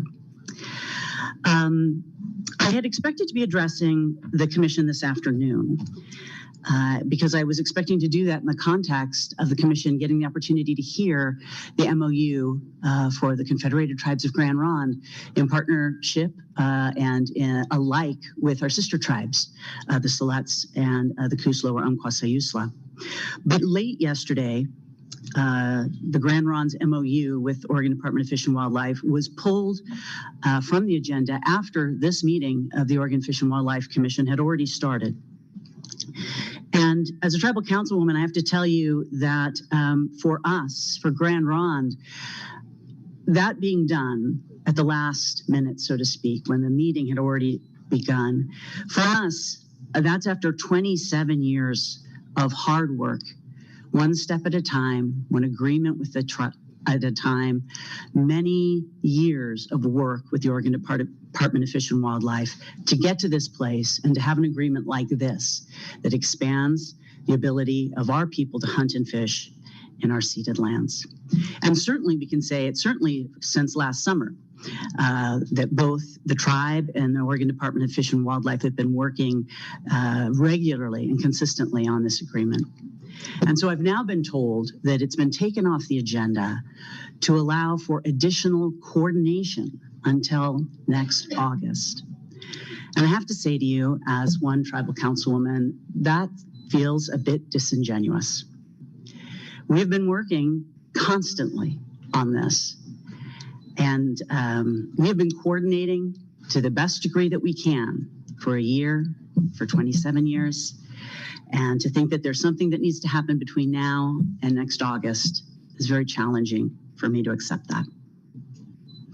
And this was followed by our tribal government being informed that the state of Oregon was unilaterally removing 2 wildlife units from that MOU that we have been working so hard to negotiate over the last year and much longer than that. These negotiations were, of course, directly with the Oregon Department of Fish and Wildlife. It included other tribes. It included our sister tribes, Siletz, because, of course, there are actually 2 units within the proposed agreements wherein both Siletz and Grand Ronde would be hunting. We had conversations about that, both with the Department of Fish and Wildlife and with Siletz, and we certainly knew that that could be worked out. So having a unilateral demand to remove 2 units immediately before the meeting was very difficult for our tribal council to hear. And in my opinion, it is the absolute opposite of the spirit of consultation and the spirit of good faith negotiations. I and others on my council expressed frustration at being presented with this last minute unilateral statement. And at the same time, we also expressed that we wanted to get what good could come from moving forward with an MOU at this meeting, because we knew that would still do a tremendous amount of good. It would expand the areas that our people could hunt and fish. And we wanted to move forward with the MOU in all the areas that there were agreement for. And that was the vast majority of the areas identified in the draft MOU.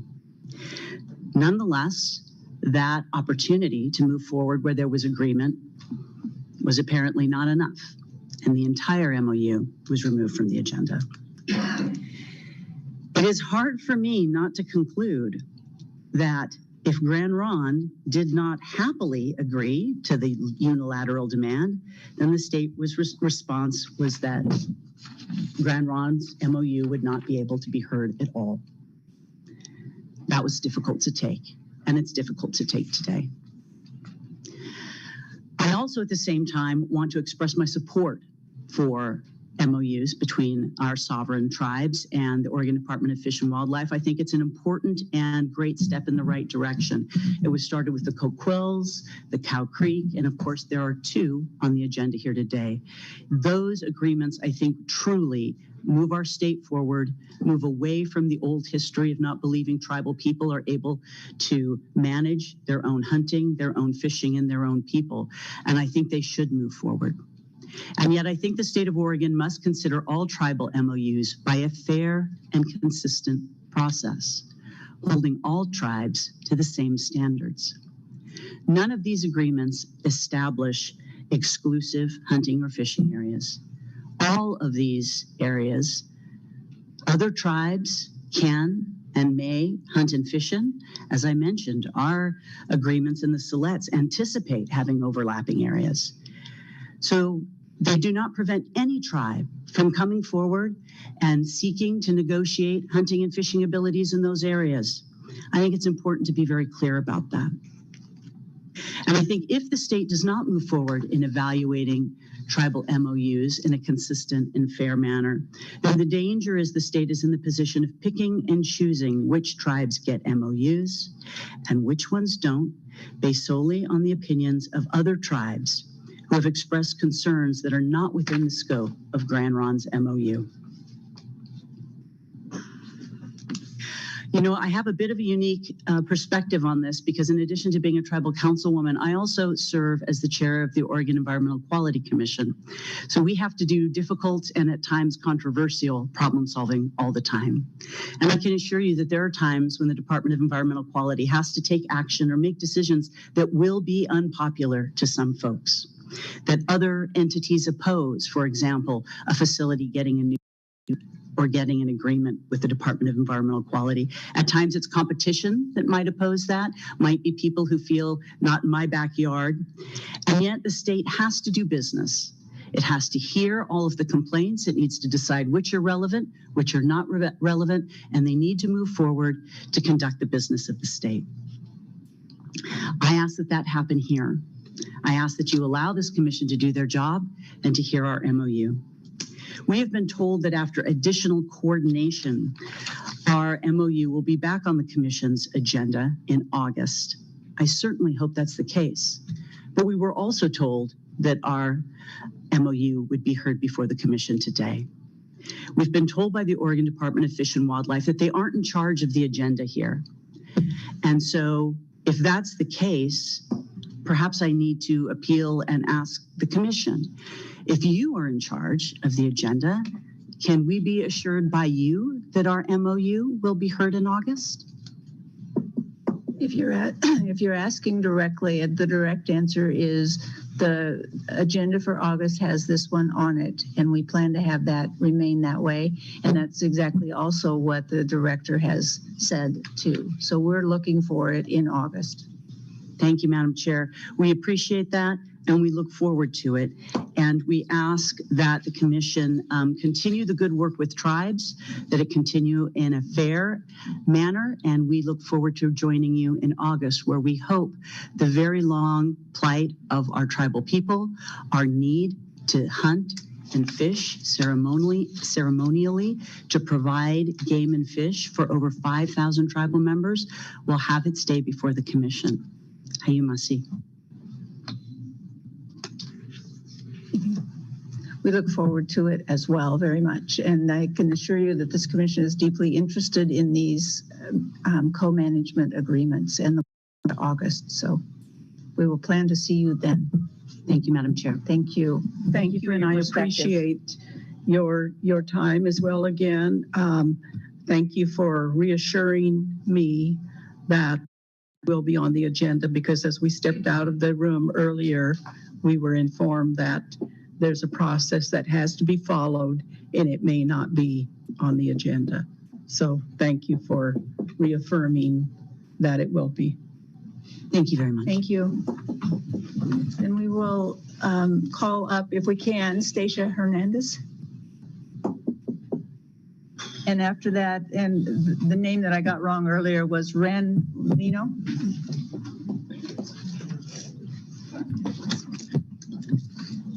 Good morning. Thank you for having us. My name is Stacia Hernandez, and I'm an enrolled member of the Confederated Tribes of Grand Ronde and also the Tribal Council Chief of Staff for our tribe. I have here both of my Harper Hernandez and Desiree Hernandez.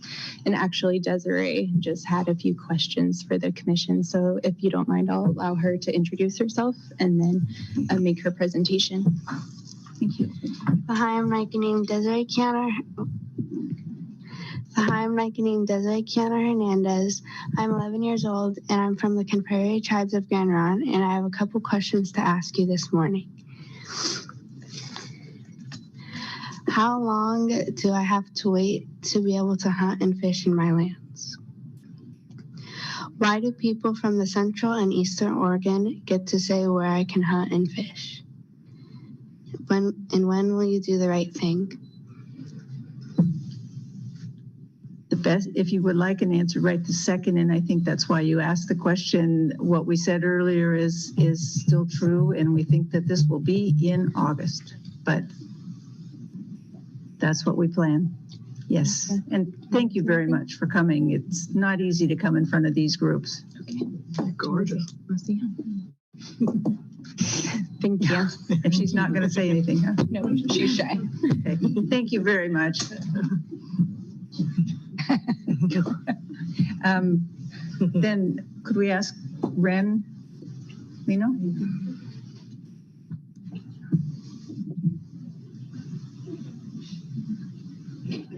And if you will go ahead and introduce yourself again for the record, please. Sure. Welcome. Well, thank you. My name is Ren Lino. Confederated Tribes of Grand Ronde. I know some of you. I was here when we did the ceremonial. I served on our council for 21 years. I served as our tribal chair. And other than when my time, I served in the United States Marine Corps, combat veteran, Vietnam. And other than that, I lived in Grand Ronde all my life. And I think the important part of some of this stuff is to talk, actually hear the story of basically I've hunted in Grand Ronde all my life. We learned, even though we were terminated, I was 4 years old when we were terminated. Didn't mean we quit being Grand Ronde. We were Grand Ronde, even though the government didn't recognize it. We were Grand Ronde, and we still provided for our people. That's sovereignty. And to me, that's what these MOUs are about, is sovereignty. It's taking care of your people. And I seen it and I lived it, even through 30 years of termination. I seen my dad and they would make sure everybody had deer meat and food on the table. I mean, there were only 850 of us at Grand Ronde at that time during termination, but they made sure everybody had it. And the bad part about this thing, and I come down here, I wasn't prepared to speak or none, but when I found out we didn't get on the agenda, I just think, that's wrong, because I really think, and I'll be honest with you, this is about grudges and bad feelings from past things. It ain't about this MOU. This MOU is a good thing for all tribes because you can expand the hunting. For Grand Ronde, it's really good for us because it takes the heat off of the Trask unit, which our own people are scared to go up and hunt in our own reservation because it's so overhunted. The impact to the deer and stuff is bad. This will help spread that out. And one of the most things somebody was talking about, we're not even allowed to hunt in our own real cultural areas where we hunted. Our cultural hunting was actually across the road highway. It's a place called the Hideout. It's actually on the same side as the casino side. That's where my dad, them all hunted, but we're not allowed to hunt there. We have to hunt on this side of the road. And even though we support now Siletz and them being able to come across the highway, now, they'll be able to come over and hunt in our area. We can't cross the highway and apply our tags, even though that's our cultural hunting ground. That is bizarre. And even with an act of Congress years ago that allows us now to expand our reservation. So how are we going to deal with that? So we could have reservation across the road, but we can't use our tags. So there's several issues to be worked out on this, but I think these MOUs are going to be good for everybody. It allows everybody to reach out in a further more area. It spreads the hunters. I mean, everybody doesn't live specific to their reservations anymore. So I've got I got family clear over in Lebanon and strung out all over up and down the whole valley and stuff. So it'll allow us to apply and hopefully help. I mean, that's what it's supposed to be about, is the land and the animals and taking care of them and trying to preserve and build back our deer populations. Everybody knows our deer populations are bad. But the only way we're going to do that is to spread out this hunting. So, and I am an avid hunter.